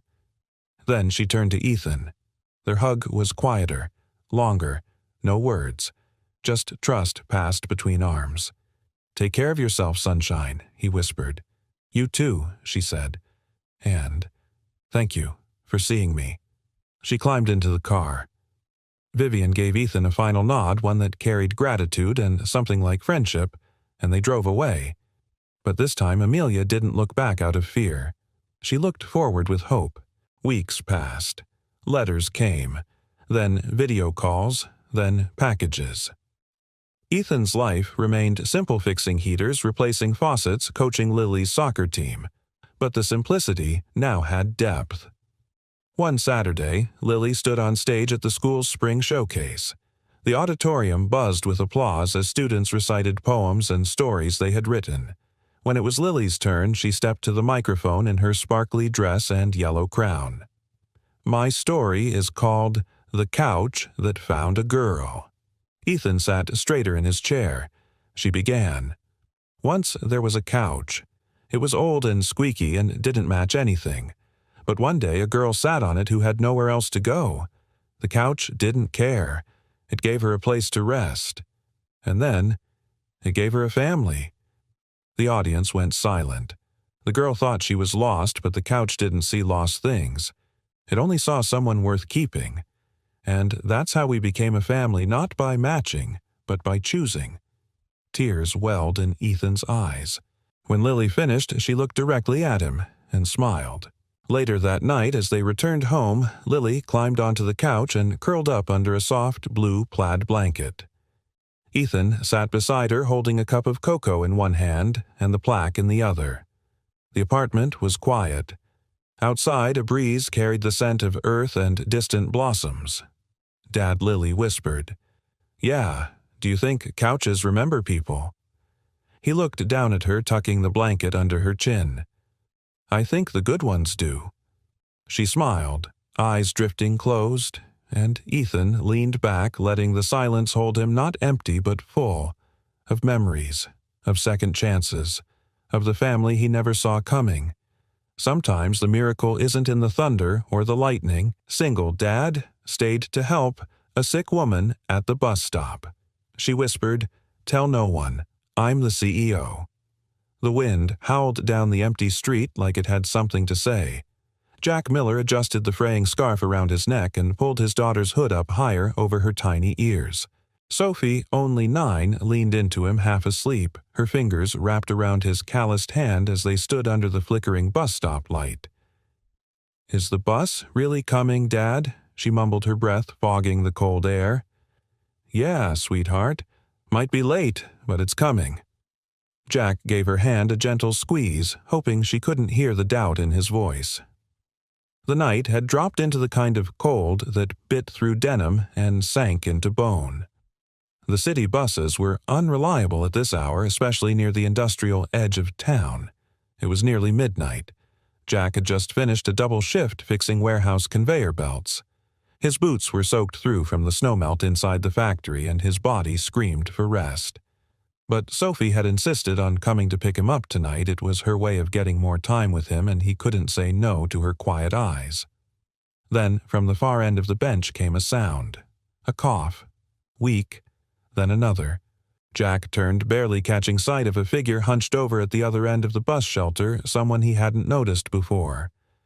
A woman sat curled in on herself, shivering under the thin fabric of what looked like a silk blouse and slacks. No coat, no gloves. Her long, dark hair clung damply to her cheeks. From her high heels, kicked halfway off to the dried blood at her temple, everything about her screamed wrong place, wrong time. Jack's instincts kicked in. He stepped toward her, cautiously tugging Sophie to his side. "Ma'am," he asked. "You okay?" No answer. Only a slow, shaking breath. Jack bent down, catching the woman's face under the flickering light. Her skin was pale damp with sweat despite the cold. He reached out and gently touched her forehead. Burning. "She's got a fever," he muttered. Then louder. "Hey, can you hear me?" Her eyes fluttered open, bloodshot and unfocused. She looked at him. Really looked at him for one fleeting second. And then, almost inaudibly, she whispered, "Tell no one. I'm the CEO." Jack blinked. "I'm sorry." "What?" But her eyes had already closed again. "Dad," Sophie whispered beside him, tugging his sleeve. "She's not okay." Jack exhaled sharply, glancing up and down the deserted street. No cars, no taxis, no buses. The nearest hospital was over 30 minutes away on foot, and he wasn't about to leave this woman freezing here. "Okay," he said, making a decision. "Help me with her." Together, he and Sophie managed to support the woman, her weight surprisingly slight against his shoulder. She groaned softly but didn't resist. Her breath was shallow-labored. Jack took off his coat and wrapped it around her, gritting his teeth against the cold. "Hang on, lady. We're not letting you freeze to death." Jack's apartment wasn't much. A second-floor walk-up above an old laundromat with peeling linoleum and a heating system that rattled like it had asthma. But it was warm and clean and more than this stranger had at that moment. He laid her gently on the worn couch while Sophie fetched a blanket from the hall closet. Jack knelt beside the woman, brushing damp strands of hair from her cheek. He noticed now that her earrings' tiny, tasteful diamonds had been ripped, one missing a bit of dried blood at the lobe. This wasn't just a bad night out. Something had happened. Sophie returned with the blanket and tucked it carefully around the woman's shoulders, her small hands trembling. "Is she gonna die?" she whispered. Jack looked at his daughter. So serious. Too old for her age. "No," he said firmly. "Not on my watch." He went to the kitchen and returned with a cold compress. As he placed it on the woman's forehead, she stirred. "Water," she croaked. Jack helped her sit up and held a glass to her lips. She drank greedily, coughing after the first few sips. "Where am I?" she asked hoarsely. "Safe," Jack replied. "My apartment. You were at the bus stop." Freezing. She looked at him, then really looked. Her eyes were sharp, calculating. But there was something fragile there, too. Something cracked beneath the surface. "I didn't mean to end up there," she murmured. "I just walked. I didn't want them to find me." "Who?" Jack asked, his voice low. She didn't answer. Instead, she leaned back into the couch cushions, exhaling a shaky breath. "Thank you," she said after a long pause. "But, please, don't tell anyone I was here, or who I am." Jack studied her, even disheveled her posture, her words. "Tell no one I'm the CEO. They didn't come from someone ordinary. There was power in her somewhere under the bruises and the heat of fever. Power and fear." "I don't even know your name," he said. She hesitated. "You don't need to," she replied. Jack sighed. "All right, then I guess I'll just call you Mystery." That almost got a smile. Almost. Sophie curled up nearby, her head on a pillow, fighting sleep. Jack sat in the armchair across from them, watching the stranger's chest rise and fall under the old wool blanket. He didn't know who she was, or why she was running, but something told him. This night, this moment, was the beginning of something far bigger than either of them could imagine. And outside, under the broken street lamp, the bus never came. By morning, the storm had passed, but the cold lingered in the bones of the city. The heat from the old radiator ticked and clanked, barely keeping pace with the chill seeping through the window panes. Jack stood at the stove, stirring a pot of instant oatmeal, glancing every so often at the woman still sleeping on his couch. Sophie sat at the small kitchen table, swinging her legs, her hair a mess of tangles and her cheeks pink from the cold bathroom tiles. She cradled her favorite chipped mug, half full of hot chocolate. "Dad," she whispered, "do you think she's a real CEO?" Jack poured the oatmeal into two mismatched bowls. "I don't know, Bug. I've met some corporate types. They don't usually pass out on bus benches." Sophie wrinkled her nose. She looked scared last night, like she was hiding. Jack nodded, but said nothing. The woman's whisper still echoed in his mind. "Tell no one I'm the CEO."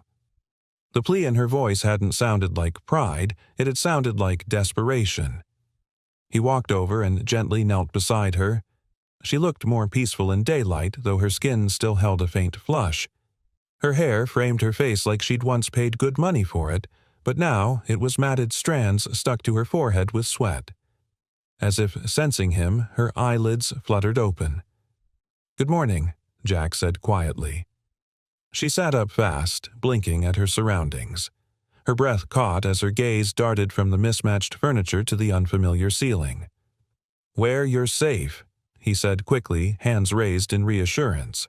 "This is my place. You passed out last night. It was freezing out. I didn't think twice." She exhaled shakily and nodded. "I remember. You and your daughter. Sophie." He smiled slightly. She's got a better bedside manner than I do. The woman blinked, and for a moment something in her expression softened. Jack handed her a glass of water. You had a fever. It's broken now, but you still look like you got hit by a train. You need rest. I can't stay, she said immediately. I've already been here too long. Jack didn't argue. He wasn't about to hold her hostage, but he gestured toward her clothes, still damp and clinging, and added, At least wait until your pants stop freezing to your legs. She glanced down and cracked the faintest smile. I'm Jack, by the way, he said. Not sure if I mentioned that. She hesitated. Claire. He raised an eyebrow. That your real name? Claire met his eyes steady now and replied, For today it is. Jack gave a slow nod. Fair enough. Sophie patted over, carrying a steaming mug carefully in both hands. I made you tea. It's peppermint. Daddy says it helps when you're sick. Claire blinked at her, caught off guard. Thank you, she said softly, taking the mug. Her hands trembled slightly. You don't have to tell us anything, Jack said after a moment. But you should eat something before you go. Claire looked like she wanted to refuse, but the smell of oatmeal, warm and sweet, tugged at something in her. She nodded faintly, and Jack motioned to the table. They ate mostly in silence, Claire, cautious Sophie chattering a little about school and her drawings, blissfully unaware of the tension hanging in the air. Jack watched Claire out of the corner of his eye. She ate slowly with the delicate grace of someone used to fine meals but too hungry to care about decorum. She finally pushed her bowl away and stood wobbling a little. Jack was at her side in a second. You sure you're up for walking? He asked. Claire straightened. I don't have much of a choice. Is someone looking for you? He asked gently. Because you don't look like you were just out for a jog. She flinched at the question. Jack raised his hands again. Okay, none of my business. I get it. But let me help, even just a ride somewhere. Claire hesitated for a long beat, then shook her head. No. If I show up anywhere I'm expected, they'll bury me in meetings and cameras and a PR cleanup crew before I can breathe. Jack frowned. Sounds like you're not just a CEO. Sounds like you're escaping something. Her lips pressed into a line. I made some enemies. Trusted the wrong people. Now they think I'm the problem. She looked away. And maybe I am. Jack saw the tightness in her jaw, the way she stared at the floor like it might swallow her. There was pain in her, deep and personal. He knew that look he'd worn it himself the day they lowered his wife's casket into the ground. Look, he said, keeping his voice level, you don't owe me anything. But people like you don't just end up at a bus stop in a silk blouse unless they've hit a wall hard. If you need somewhere to be invisible for a while, this place ain't glamorous, but it's quiet, and we don't ask many questions. Claire's eyes met his, something unreadable flickering behind them. She seemed to be measuring him not just his words, but his intent. He let her see that he meant every word. Sophie tugged Claire's sleeve. You can use my blanket if you want. It's really soft. Claire looked down at her, blinking fast. Her voice cracked slightly when she said, That's very kind of you. Jack didn't press her again. He just gave her space and brought out a pair of his late wife's sweatpants and a hoodie from the hall closet. They'll be big, he said, setting them on the couch, but warm. There's a towel in the bathroom if you want to freshen up. She paused at the threshold, then turned back. Why are you doing this? Jack met her gaze. Because last winter a guy named Eli gave me a ride when my car broke down in a snowstorm. Said, we're all just one bad night from needing each other. I never forgot that. Claire held his eyes for a long time, then nodded once quietly, accepting something neither of them had words for yet.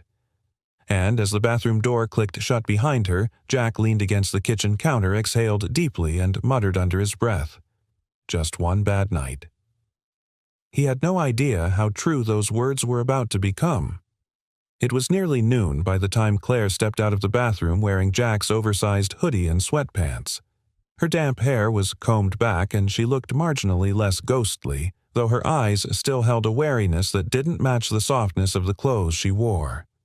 The hoodie swallowed her slender frame, but somehow it suited her, a woman stripped of her armor, no longer surrounded by glass walls and assistants, just human for once. Sophie sat on the floor by the coffee table drawing, with Marker's legs crossed beneath her like a pretzel. She looked up with a wide smile. "You look better," the girl chirped, "less like a ghost." Claire let out a sound that might have been a laugh.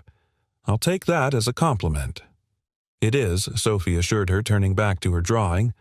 "I'm making a map of where I'd live if I had a lot of money. It has trees and a goat farm and a candy store that gives out free jelly beans every Wednesday." Claire walked slowly to the couch and sat watching her. Jack appeared from the kitchen, wiping his hands on a dish towel. He caught the sight of Claire settled in the slightest flicker of relief passing over his face. "Soup's on," he said. "Well, if you count canned tomato and grilled cheese as soup." "I count it as a miracle," Claire said, and she meant it. They sat around the tiny fold-out table, knees nearly touching, eating from chipped bowls.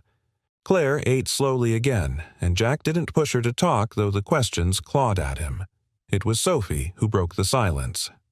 "You don't look like the people Dad used to work for." Jack stiffened just slightly. Claire looked at him intrigued. "What kind of work?" Engineering, Jack said simply. "Maintenance stuff.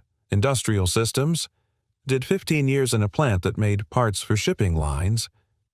"Got fired?" Claire asked, not judgmentally, but matter of fact. He nodded. "Filed a report when a supervisor cut corners on safety inspections. 2 weeks later, they restructured." He sipped his soup. "The guy I reported ended up with my job. Go figure." Claire's grip on her spoon tightened. "Sounds about right." "Big company?" she asked after a pause. Jack glanced at her suspicious for the first time. "Yeah. One of the Hartwell subsidiaries." Why? Claire lowered her eyes to her bowl. "No reason." He watched her, something shifting behind his gaze. "You said your name's Claire." "Yes," she said, not meeting his eyes. "You also said you're a CEO?" "I did. But there's no Claire listed among the top execs at Hartwell or any of the majors," Jack added evenly. Sophie blinked between them. "Is this like a riddle?" Claire set her spoon down slowly. "No. This is the part where you start putting things together." Jack leaned back in his chair. "Go on." "I wasn't lying," Claire said, voice lower now. "I just didn't want to be found. Evelyn Claire Hart. That's my full name, legally, but everyone knows me as Evelyn Hart." Jack sat in stunned silence. "You're Evelyn Hart," he said slowly, "of Hartwell International." She nodded. "Yes, and I left." He stared at her soup, forgotten. "You left your company, I disappeared," she clarified. "Or tried to. The board wants me out. They've been maneuvering for months. Public scandal over something my brother did, they pinned it on me. I got tired of spinning half-truths and smiling through blood." "But why here?" he asked. "Why not a hotel, a lawyer, a friend? Because they'd find me. Because I needed—" She paused. "I needed a place where nobody expected me to be human." Sophie had gone quiet. She looked between them again and softly asked, "But you are human. You just needed help like anybody." Claire blinked at her hard. Then she whispered, "You're right. I just forgot what it felt like to be helped." Jack exhaled, rubbing his temples. "I don't know what to say." "You don't have to say anything," Claire replied. "You helped me before you knew who I was. That's all I needed." There was a long pause. Jack finally stood and walked over to the window, looking out at the alley below, the slush melting in patches under a gray sky. His reflection in the glass looked tired, older than his years. "You know what's funny?" he said quietly. "I spent years thinking people like you only saw people like me when you needed something." Claire stood too moving next to him. "And now I'm still not sure," he admitted. She looked at his reflection beside hers. "Then let me show you." From her pocket, she pulled out a card. Sleek, minimal black with gold trim. Jack didn't take it. "I'm not looking for favors," he said. "This isn't a favor," Claire replied. "It's a thank you, and maybe a way to level the field. I'll be gone tonight. I just didn't want to leave without giving you something more than a ghost story." Sophie got up and walked over. She took Claire's hand and placed a folded piece of paper in it. "It's our map," she said shyly. "In case you ever want to find us again." Claire opened it. Crayon drawings of trees, goats, and jelly bean stores filled the page. But in the center she had drawn 3 stick figures under a roof, one tall, one little, and one with long hair and a tiny crown. Claire laughed, choked, and wiped at her eyes. "I'll keep it," she said. That night Claire Evelyn disappeared from their lives as quickly as she had arrived. No note, no goodbye, just a folded blanket, a cup cleaned and placed back where it had been, and Sophie's map missing from the table. But neither Jack nor Sophie would forget her. Not the way she looked when she finally smiled, not the way she stood by the window stripped of everything but her humanity. And somewhere in the city, under a different name, Evelyn Hart was beginning to remember who she was when she wasn't a CEO. Someone who mattered, to someone who never even knew her name. Jack found the silence that followed Evelyn's departure heavier than he'd expected. For 3 nights he came home to a quiet apartment, the hum of the old refrigerator filling the void she'd left behind. Her name, Evelyn Hart, kept circling his mind like a song he couldn't shake. CEO of Hartwell International. A ghost at his bus stop. A woman who had asked not to be known. But Sophie missed her most. "Do you think she's safe?" she asked one evening while coloring at the coffee table. "I hope so," Jack said gently. She didn't look like someone who had anyone, Sophie murmured almost to herself. Jack paused at the kitchen sink, the sponge frozen mid-scrub. That night, after Sophie had gone to bed, Jack pulled out the folded newspaper Mrs. Delaney had slipped under his door that morning, like she always did when she found something interesting. On the front page, a headline stretched across the top in bold, "CEO Evelyn Hart returns amid internal turmoil at Hartwell." A photo below it showed Evelyn exiting a building flanked by security, her face pale but composed. There was no smile, just the tight professional expression he hadn't seen on her during her time in his home. He traced her image with his eyes. She looked nothing like the woman in the oversized hoodie sipping peppermint tea beside Sophie. She looked armored. Jack folded the paper carefully and slid it back under a stack of mail. The woman he'd met who had sat barefoot on his couch and asked for nothing but silence was still in there somewhere. He just didn't know if the world she'd returned to would let her stay. A week later, Jack was finishing a late-night repair job at a small auto shop across town when his phone buzzed. Unknown number. He answered hesitantly. "Yeah." A familiar voice spoke on the other end. "You still eat grilled cheese?" Jack blinked. "Evelyn." There was a small laugh. "Only person I know who uses 4 slices of bread for 2 sandwiches." His chest tightened. "You okay?" "I don't know," she said honestly, "but I could use a quiet place for 15 minutes. Not to run, just to breathe." Jack looked at his tool bag, the grease on his hands, the work orders stacked on the desk. 15 minutes, he said.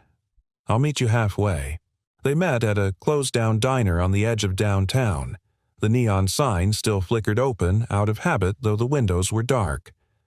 Evelyn leaned against the hood of a parked sedan, arms folded across a wool coat that screamed money but didn't quite hide the fatigue in her eyes. She looked better, stronger, but also more brittle, as if each decision in the past week had cost her a piece of herself. "I didn't think you'd come," she said as he approached. "I didn't think you'd call," he replied. They stood in silence for a few beats. The air was crisp, the city around them buzzing softly with late-night life. "I've been back 8 days," she said, "and every hour someone's asking for a decision, an explanation, or a signature. You're the CEO, Jack said. That's the job, right?" She looked at him. "It used to be. Before I became the distraction." He said nothing. She went on. "They want me out. Not officially, just quietly. A graceful exit. I came back to clean up the mess, but I think the mess is me now. That what they told you, that's what they show me. Every sideways glance, every closed-door meeting I'm not invited to anymore." She ran a hand through her hair. I stood in a room full of people I once led, and not one of them asked if I was okay. Jack leaned back against a nearby bench. "And why would they? You're not supposed to be human. You're a brand." She smiled faintly. "Exactly." He looked at her for a long moment. "Then why'd you come back?" Evelyn didn't answer right away. Then she said quietly, "Because a little girl gave me a map. And I realized I didn't want to disappear. I wanted to find my way back." Jack swallowed hard. "She still has that map on her wall," he said. "Said if she hangs it up, you might come looking." Evelyn's lips trembled slightly. She believed in me before I did. There was a beat of silence before Jack added, "You don't have to let them win. What if I don't have a choice?" "You always do," he said. "Even if it's just choosing who you let see the real you." Evelyn exhaled long and slow. "It's hard to remember who that is. I spent so long building the image that I forgot the person underneath." Jack tilted his head. "I didn't." She looked up. "You're the woman who apologized for waking Sophie, who thanked me for soup, who said please when she asked for help even when she was barely standing." He paused. "That's not someone I forget." Evelyn looked down, blinking quickly. "Why are you being so kind to me?" she asked, her voice raw. I'm not easy." "Because I've been where you are," he said. "Different stage, same script. Everyone wants something until you're no longer useful." She studied him like she was seeing him again for the first time. "I don't want to be another powerful person who walks into someone's life and leaves it worse," she whispered. Jack smiled, small and sad. "You already didn't." They stood in silence again, the cold beginning to seep into their bones. Evelyn took a slow breath. "Would it be okay if I stopped by tomorrow? Just to say hi to Sophie. Maybe bring her some jelly beans." Jack gave a quiet laugh. "She'd never forgive me if I said no." Evelyn nodded, her voice soft. "Good." She turned to go, but paused. "Jack, yeah, I don't know where this is going, but thank you for seeing me." Jack met her eyes steady.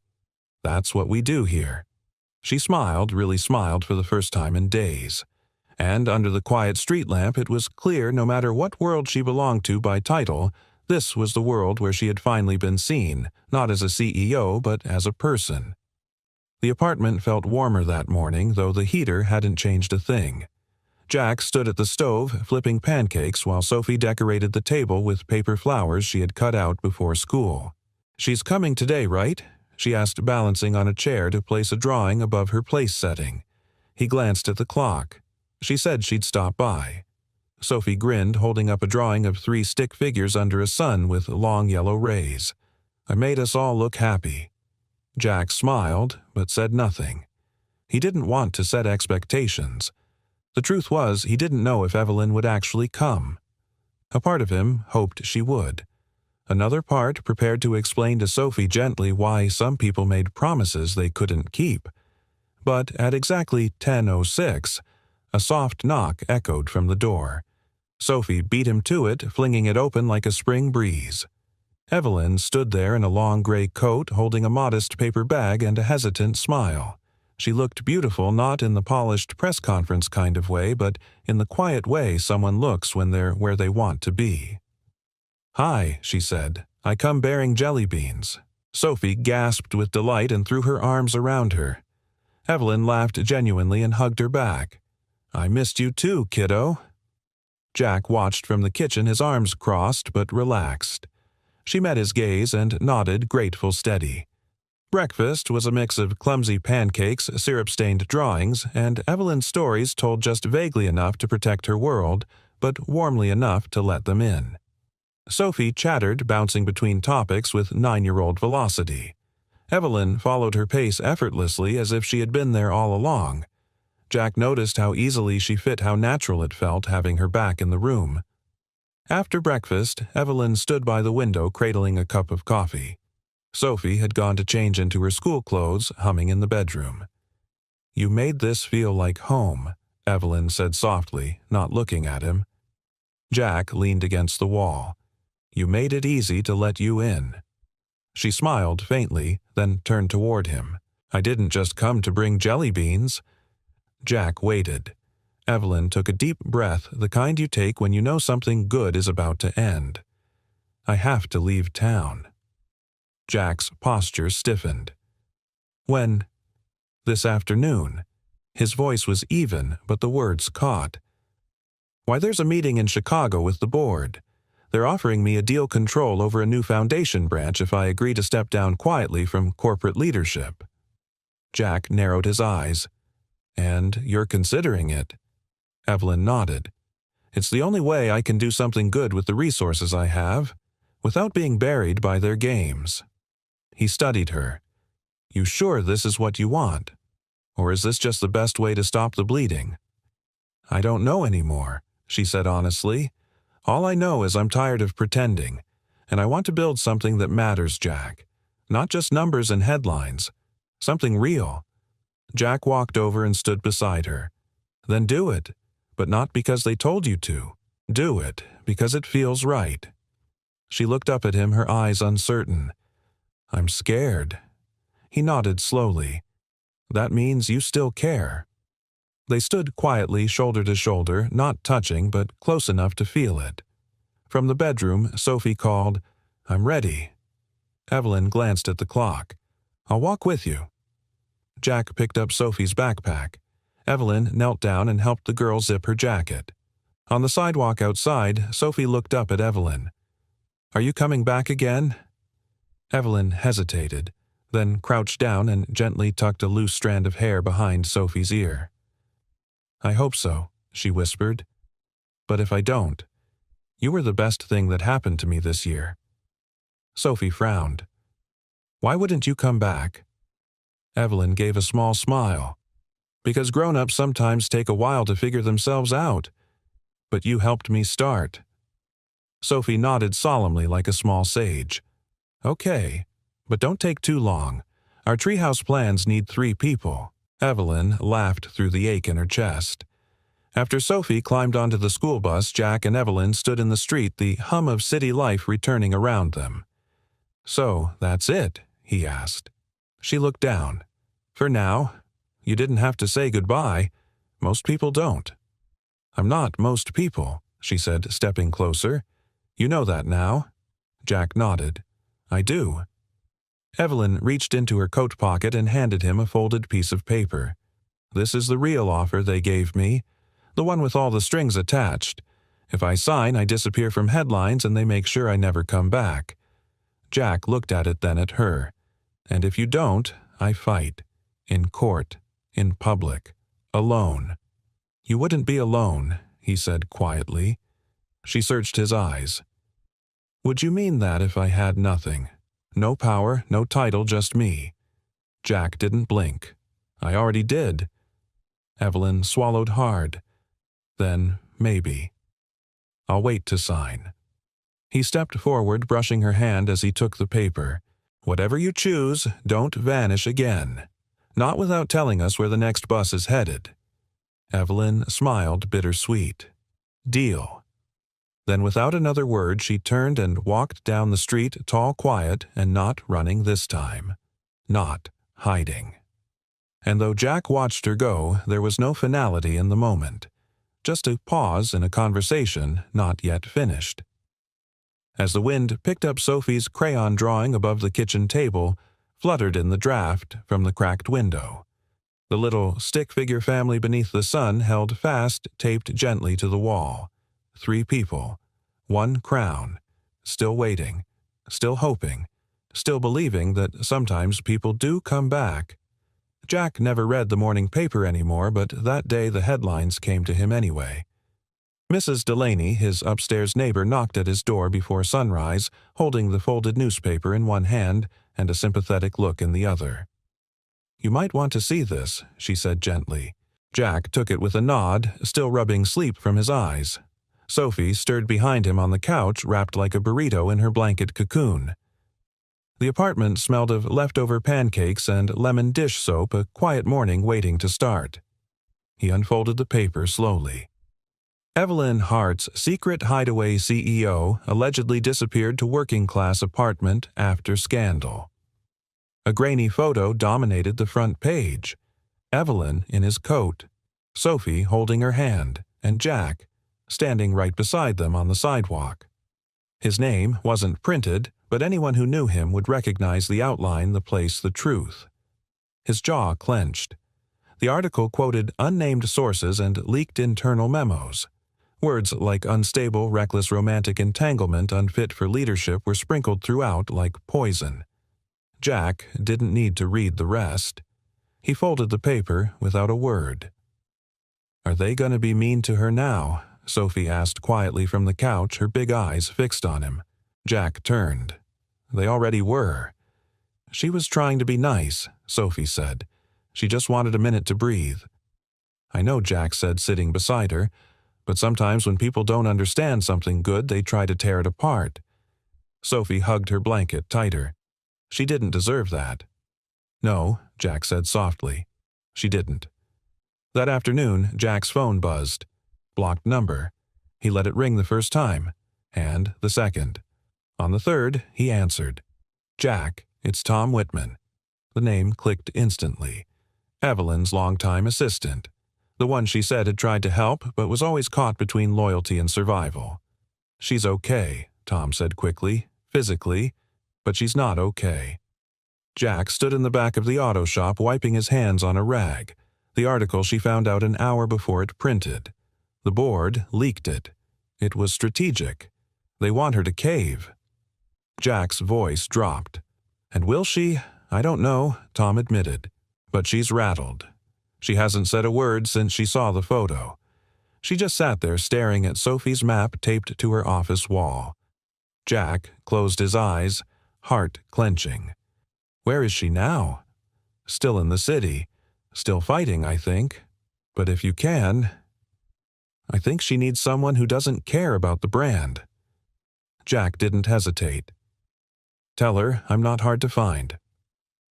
That evening, Jack stood alone in the darkened living room, Sophie already tucked into bed. The apartment hummed in its usual quiet rhythm. The wind knocked gently at the window pane.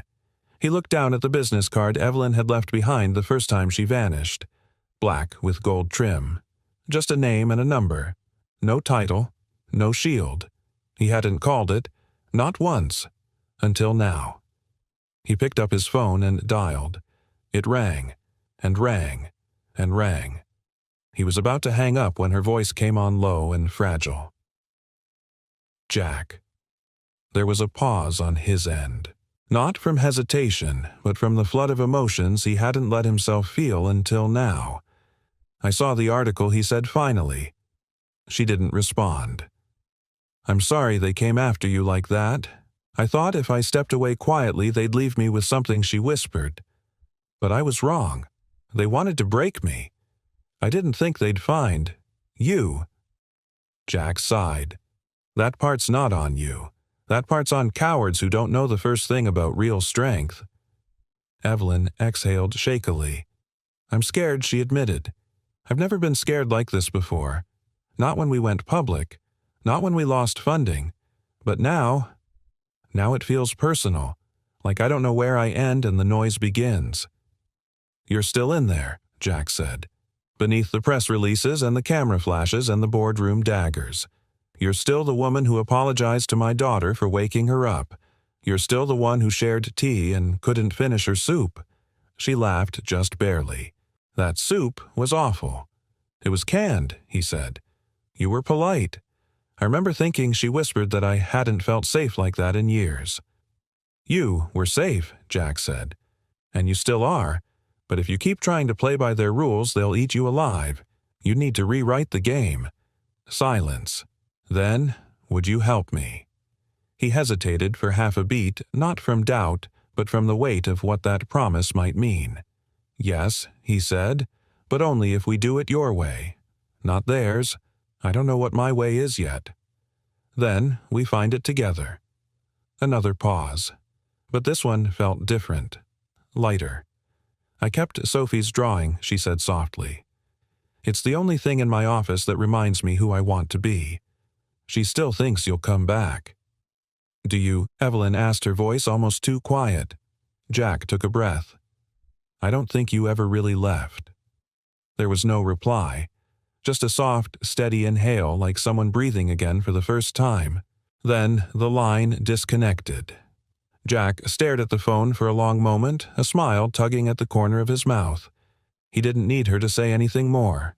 She was still fighting, and this time she wasn't alone. It had been 5 days since the call. 5 days since Evelyn's voice, shaken but alive, had filled the quiet of Jack's apartment with something that felt like hope. But she hadn't called again, and Jack hadn't pushed. He told himself she was handling things, fighting her battle in boardrooms and back alleys of power he'd never see. He told himself she needed space, not saving. Still, every evening as he set the table for two, his eyes drifted to the third chair. The one she'd once pulled close without asking. The one Sophie insisted they leave empty. She might come by again, Sophie said one morning, brushing syrup from her chin. She liked the corner seat. Jack chuckled. She also said my coffee was a civil rights violation. Sophie giggled. That's because you use store-brand beans. Jack ruffled her hair and tried not to show how much he missed Evelyn's voice in that morning mix of toast and laughter. That afternoon, while Sophie was at school, Jack took a detour after work.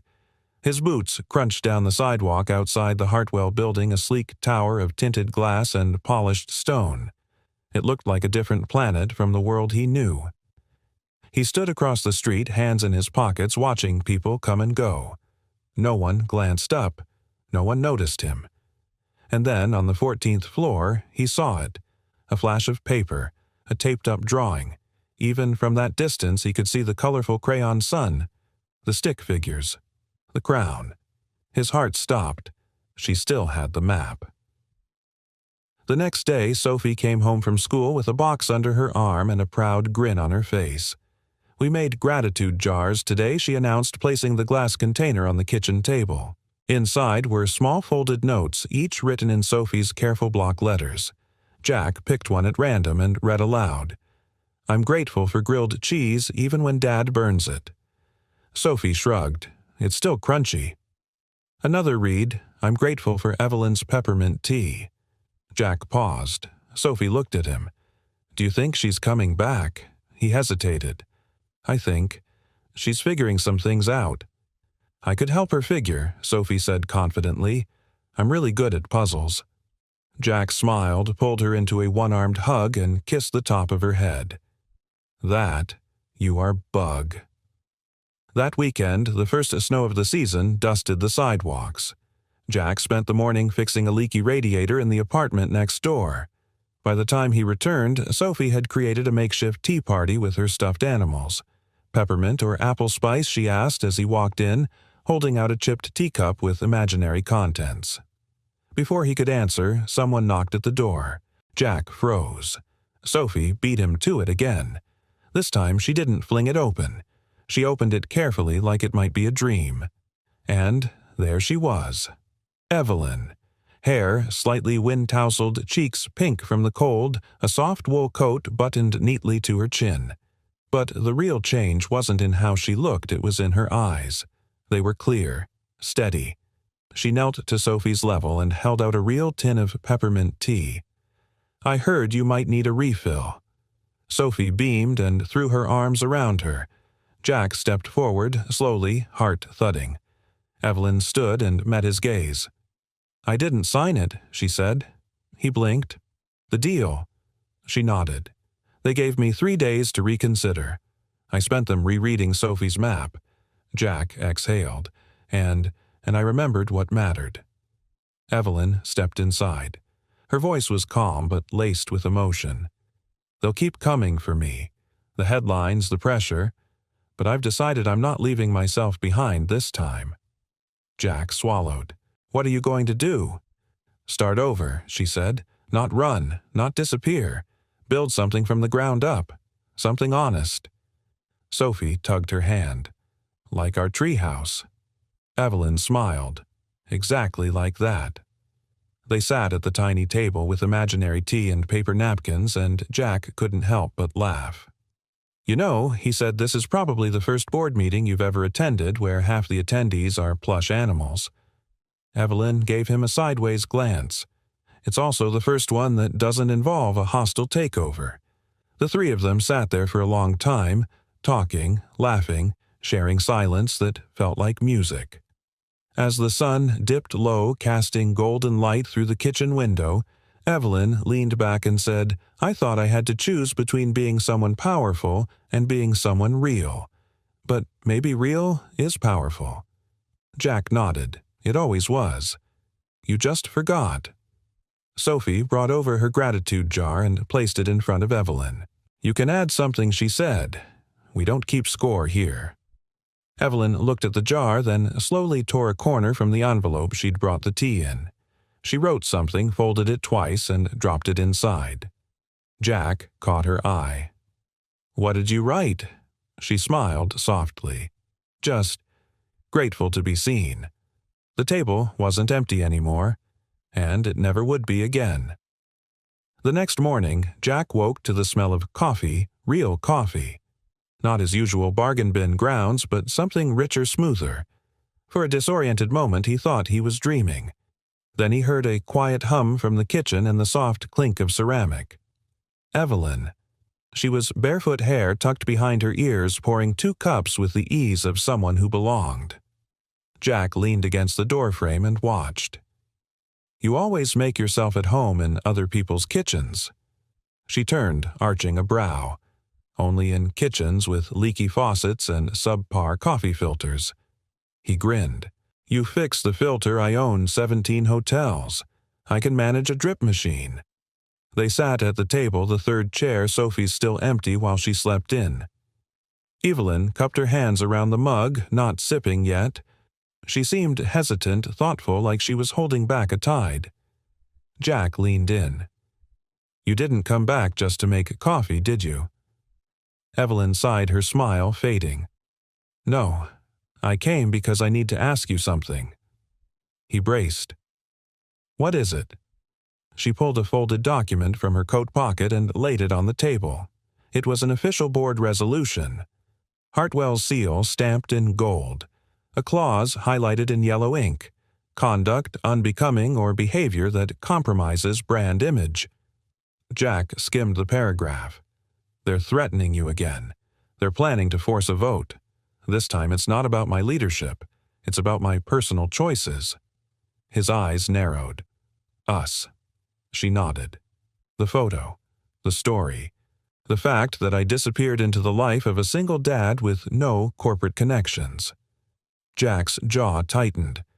So they're saying, you can't be seen with people like me.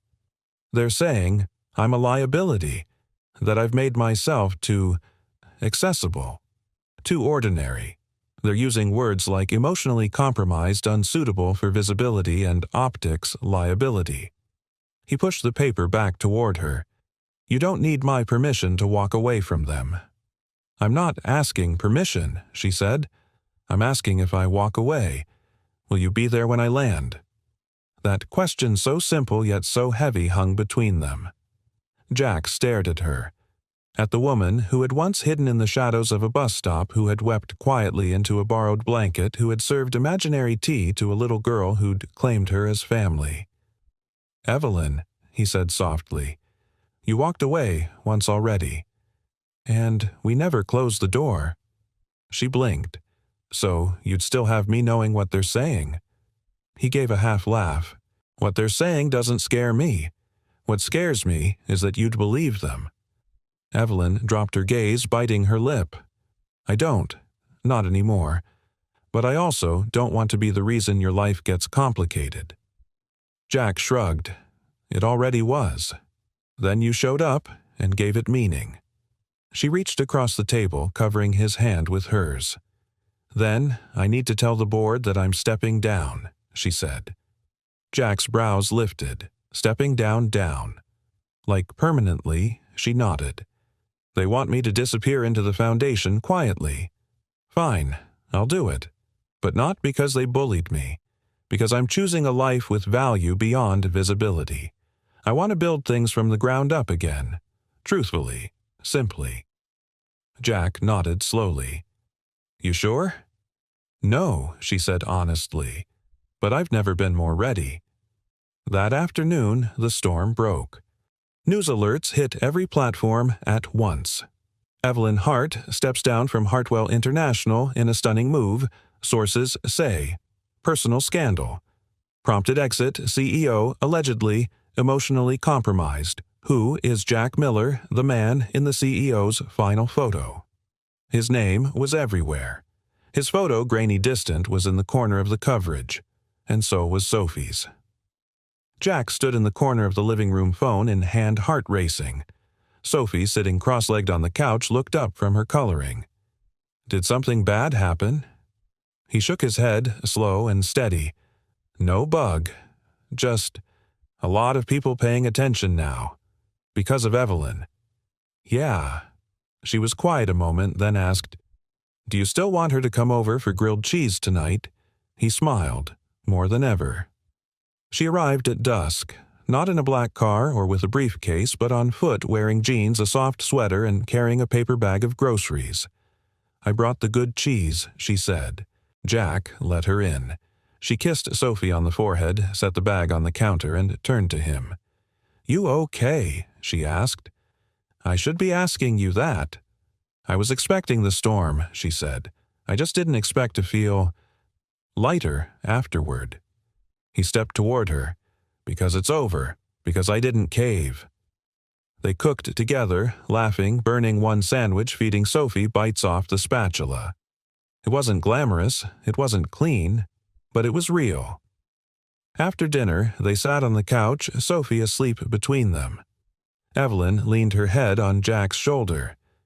You know, she whispered for someone who used to run million-dollar campaigns, I've never felt more successful than I did tonight, spreading mustard on grilled cheese with a 9-year-old. Jack kissed the top of her head.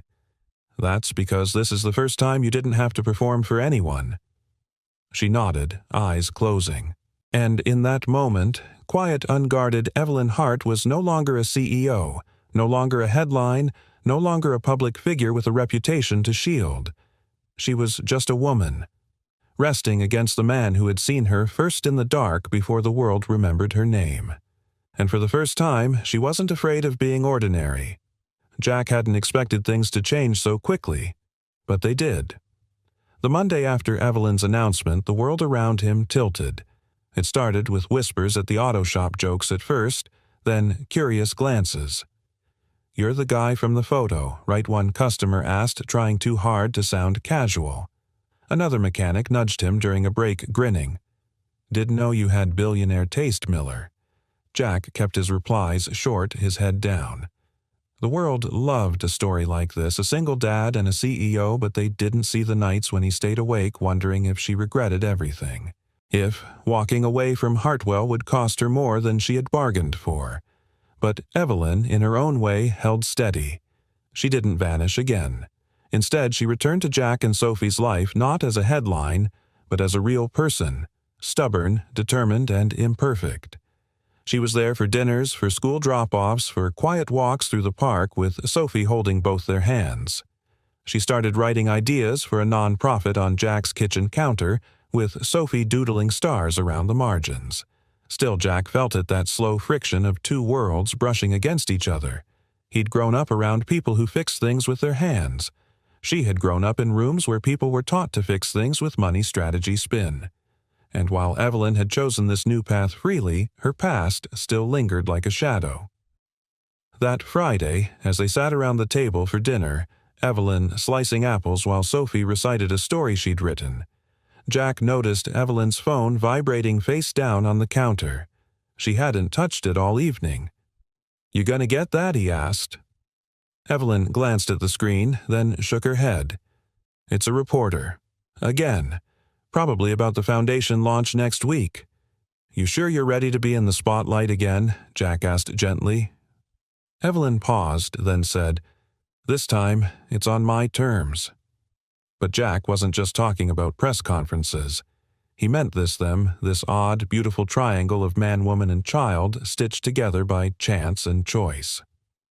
After Sophie went to bed, Jack stepped onto the balcony, letting the cold air clear his head. Evelyn joined him a few minutes later, a blanket wrapped around her shoulders. They stood silently looking out over the neighborhood. "You ever feel like you're standing between two versions of yourself?" she asked. "All the time," Jack said. "One that survived, and one that still wonders if that's enough." Evelyn nodded. "I still get emails from board members, colleagues, old friends. Some tell me I'm brave, others say I'm foolish, that I threw it all away for a temporary romance." Jack looked at her. "Is that what this is?" Temporary, her eyes flickered. "No, but it's unfamiliar, and unfamiliar things scare people, especially powerful ones." Jack didn't respond immediately. Instead, he asked, "Do you miss it? The power, the control?" Evelyn looked down, considering. "I miss knowing exactly who I was in a room. I miss walking in and having people pause just because I said something. But I don't miss being alone in a room full of people." Jack studied her, and now she turned to face him fully. "Now I'm still figuring out who I am without the armor. But when I walk into this apartment, I don't need anyone to pause. I just need Sophie to smile and you to hand me a mug of bad coffee." He smirked. "Getting picky now, are we?" She laughed. "I said need, not prefer." They stood in silence again before Jack said, "I want this. You me, Sophie. But I need to know you're not looking back with regret." Evelyn stepped closer. "I'm not looking back, but I am learning how to live forward differently, more vulnerably." Jack touched her hand. "Good, because this life doesn't come with headlines. It comes with grocery runs and sick days and burnt toast." "You okay with that?" Evelyn nodded, her voice thick. "I'm okay with all of it, as long as it's with you." That weekend, Jack and Sophie helped Evelyn move a few things into a small shared workspace she'd rented with two other women, both former executives turned dreamers. The place had peeling paint, mismatched furniture, and a startup energy Jack recognized. "Kind of a downgrade from your old corner office," he joked as they carried in a box of donated laptops. Evelyn smiled, brushing dust from a second-hand chair. "I never needed the office. I needed permission to start over." She opened a drawer in the desk and placed something inside a crumpled piece of construction paper. Sophie's map. Jack watched her carefully. "You know, he said the world may not know what to make of you now. But Sophie already decided. She thinks you're royalty." Evelyn smiled through misty eyes. "Then I'll try to live up to that crown." He stepped forward, wrapping an arm around her waist. "You already have." In that quiet, imperfect room with its scratched floors and chipped mugs, they didn't need anyone else's permission. They had chosen each other, and in a world that demanded polish, their shared chaos felt like grace. Rain lashed the windows like a restless drummer as Jack drove through the early evening gloom, windshield wipers struggling to keep up. The old pickup creaked with every turn, but it held together like him held together by years of necessity, grit, and love. Sophie sat in the passenger seat, bundled in her raincoat, her feet barely touching the floor. Her backpack was soaked from where it had brushed the wet sidewalk. "I told Mrs. Hadley I'd bring Evelyn to Career Day," she said through a yawn. "She said CEOs are cool." Jack gave a half smile. "Evelyn's not a CEO anymore, remember?" Sophie shrugged. "She's still cooler than Mr. Davis, and he makes sausage at Costco." Jack laughed, the sound warm in the cab. "That she is." They pulled into their complex just as thunder cracked overhead. Jack opened Sophie's door, lifted her out, and carried her through the downpour. They were soaked by the time they reached the stairwell, laughing, breathless, dripping. As they reached the landing, Jack paused. The hallway was dim, but he saw it a silhouette hunched near the door. Evelyn. Her coat was soaked through her arms, wrapped tightly around herself, head bowed. Jack's heart froze. "Sophie," he said quietly, "go inside and change. I'll be right in." Sophie didn't argue. She sensed something wasn't right. Evelyn looked up slowly. Her eyes were rimmed red, her face pale, but it was her hands that caught him still trembling. "Are you hurt?" he asked, voice low. "No." She shook her head quickly. "Not physically." He unlocked the door and guided her inside. She didn't resist. He sat her on the couch, fetched her a towel, then sat across from her as rain streaked the window like sorrow. "I got the call 10 minutes after I left the foundation office," she whispered. "Tom was driving me back from a donor meeting. I was checking emails. Sophie's school was listed in a traffic report." Jack leaned forward. "What happened?" "There was an accident near the school. A van jumped the curb, hit the sidewalk. There were kids." Jack's blood ran cold. "Sophie." "No, she's okay." Evelyn exhaled hard. She'd already left for the day. But, seeing her name in the alert just for a moment, everything collapsed. "I couldn't breathe." Jack's hand ran through his hair. "I raced here without thinking," she continued. "I had to see her, make sure she was real, that this life I chose wasn't just borrowed." Jack knelt in front of her, taking her hands. "It's not borrowed. It's real. It's ours." Evelyn broke then, not into sobs, but something quieter. A single tear down her cheek. A sharp exhale. The collapse of every internal wall she had held since leaving that skyscraper life behind. "I don't want to lose her," she whispered. "Or you." "You won't," Jack said firmly, "unless you walk away again." "I'm not walking," she said. I'm afraid. Every part of me that used to be sure, used to be in control. It's gone." Jack looked into her eyes. "Good. Maybe now you can build something that won't fall apart when life hits back." She let out a shaky laugh. "That sounds like something your daughter would say."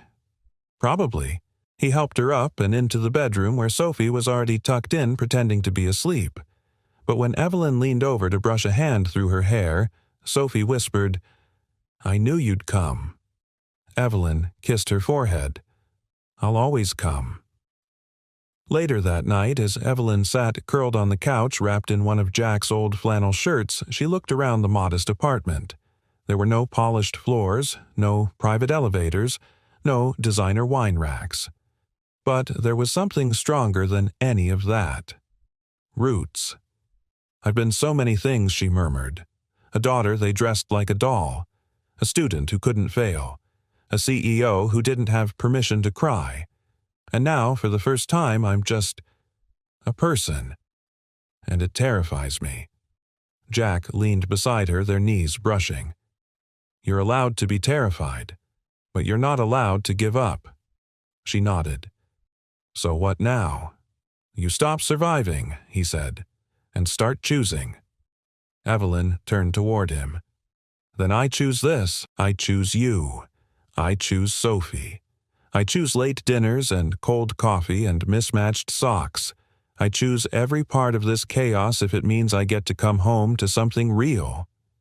Jack pulled her close, and for the first time since she left her boardroom life behind, Evelyn allowed herself to believe it that maybe she wasn't falling apart. Maybe she was falling into place. Outside, the storm began to ease, the wind dying into silence, the rain softening into mist. And somewhere between the quiet and the heartbeat beneath her ear, Evelyn found something she hadn't known she needed. Peace, not the polished, curated kind, but the kind that only lives in a home that forgives you for who you used to be and loves you anyway. It had been nearly a year since that cold night at the bus stop, the night that changed everything, though none of them had known it at the time. The old street lamp still flickered faintly at the corner of Henson and 12th, casting a soft amber glow on the sidewalk below. Spring had finally returned, bringing with it the scent of rain-drenched earth and blooming dogwoods that lined the neighborhood streets. Jack stood on the stoop of their building, hands tucked into his jacket pockets, watching Sophie skip ahead in her little white sneakers, a paper crown slightly askew on her head. Behind her, Evelyn walked with steady steps, her eyes bright. her smile quiet and sure. She looked every bit the woman she had become, no longer running, no longer hiding, no longer split between two worlds. She had chosen one, and stayed. The new community center had officially opened that morning. Not a flashy event, no red carpet, just neighbors' kids, volunteers, and a small brass plaque by the front door. The Hartwell Center for New Beginnings, founded by Evelyn Claire Hart in honor of second chances. Inside, it offered language classes, job training, childcare, and a modest free library. The startup funding had come from the final settlement Evelyn negotiated as she formally stepped down from Hartwell. Not to walk away bitter, but to walk away better. Jack had helped rebuild the building from its bones. Sophie had drawn every mural on the classroom walls. Together they had woven their quiet kind of magic into something permanent. And now, the evening after its grand opening, Evelyn had asked for one thing. To walk back to where it started, she said, "Full circle." So here they were, just three people walking slowly through the neighborhood with a memory in their bones and a future in their hands. When they reached the bus stop, Jack paused. It looked exactly the same. The bench, the broken glass in one corner, the faint rust on the signpost. But tonight it wasn't cold. It wasn't lonely. Evelyn reached out and ran her hand along the back of the bench. "I remember the way the wind sounded that night. I thought I was disappearing." Jack leaned beside her, brushing her hand gently with his own. "And you ended up being found." She turned toward him. "By you." Jack didn't answer. He didn't have to. His eyes said enough. Sophie plopped down on the bench and stretched her arms dramatically. "Can I tell people this is where my parents met?" Evelyn blinked. "Parents?" Sophie shrugged. "Well, not yet, but I'm working on it." Jack laughed. Evelyn tried to hide her smile, but it broke through anyway. "You're relentless. I learned from you," Sophie said proudly. There was a long, sweet silence. Then Evelyn reached into her coat pocket and pulled out a small velvet box. Jack blinked, caught off guard. "Wait, are you proposing to me?" She laughed, shaking her head. "Not yet." Inside the box was a delicate silver charm in the shape of a street lamp. "For you," she said, placing it in his hand. "For being the light that stayed on when everything else went dark." Jack swallowed hard. "I don't have a ring yet," he whispered, "but I've been carrying this around for months." He reached into his own coat pocket and pulled out a tiny folded piece of paper, creased, weathered, and familiar. Sophie's original map. 3 stick figures, a sun, a crown. "I never stopped carrying us," he said, unfolding it carefully. Evelyn stared at the drawing, tears welling. "You kept it." "You were never just a guest," he said. "You were always home." She leaned in and their lips met, not rushed, not dramatic, just quiet, warm, and certain. A promise sealed in breath and memory. Behind them, Sophie clapped her hands. "Okay, now can I say you're my family?" Jack and Evelyn looked at each other smiling, then said together, "Yes." They walked home slowly under the soft light of that old street lamp. No reporters, no press, just 3 hearts moving as one. Inside the apartment, the air smelled of roasted vegetables and something baking. Evelyn had picked up a new hobby, cooking with imperfection. Jack had given up judging her timing, and Sophie had become the designated taste tester. Later that night, with the dishes done and the couch a nest of pillows, Jack wrapped his arms around Evelyn while Sophie snored gently against them, her crown slipping sideways. "You ever wonder what would have happened if I hadn't stopped that night?" Evelyn whispered. Jack didn't need time to answer. "No, because you did stop. And that's the only version of the story I ever want." Evelyn closed her eyes, pressing her face into his shoulder. She no longer needed boardrooms or titles to feel whole. She had chosen love over legacy, grace over image, truth over safety. And in return, she had found a life that wasn't perfect but was undeniably hers, a life under the same streetlight, where she was finally seen, where she finally stayed, and where for the first time in her life she was never going to walk alone again. Where are you watching from? We love seeing how far these stories travel and how they connect with hearts all over the world. If this story touched, you don't forget to hit that subscribe button and join our growing community. There are many more heartfelt journeys waiting to be shared with you. Thank you so much for watching, and until next time, stay kind, stay hopeful, and take care.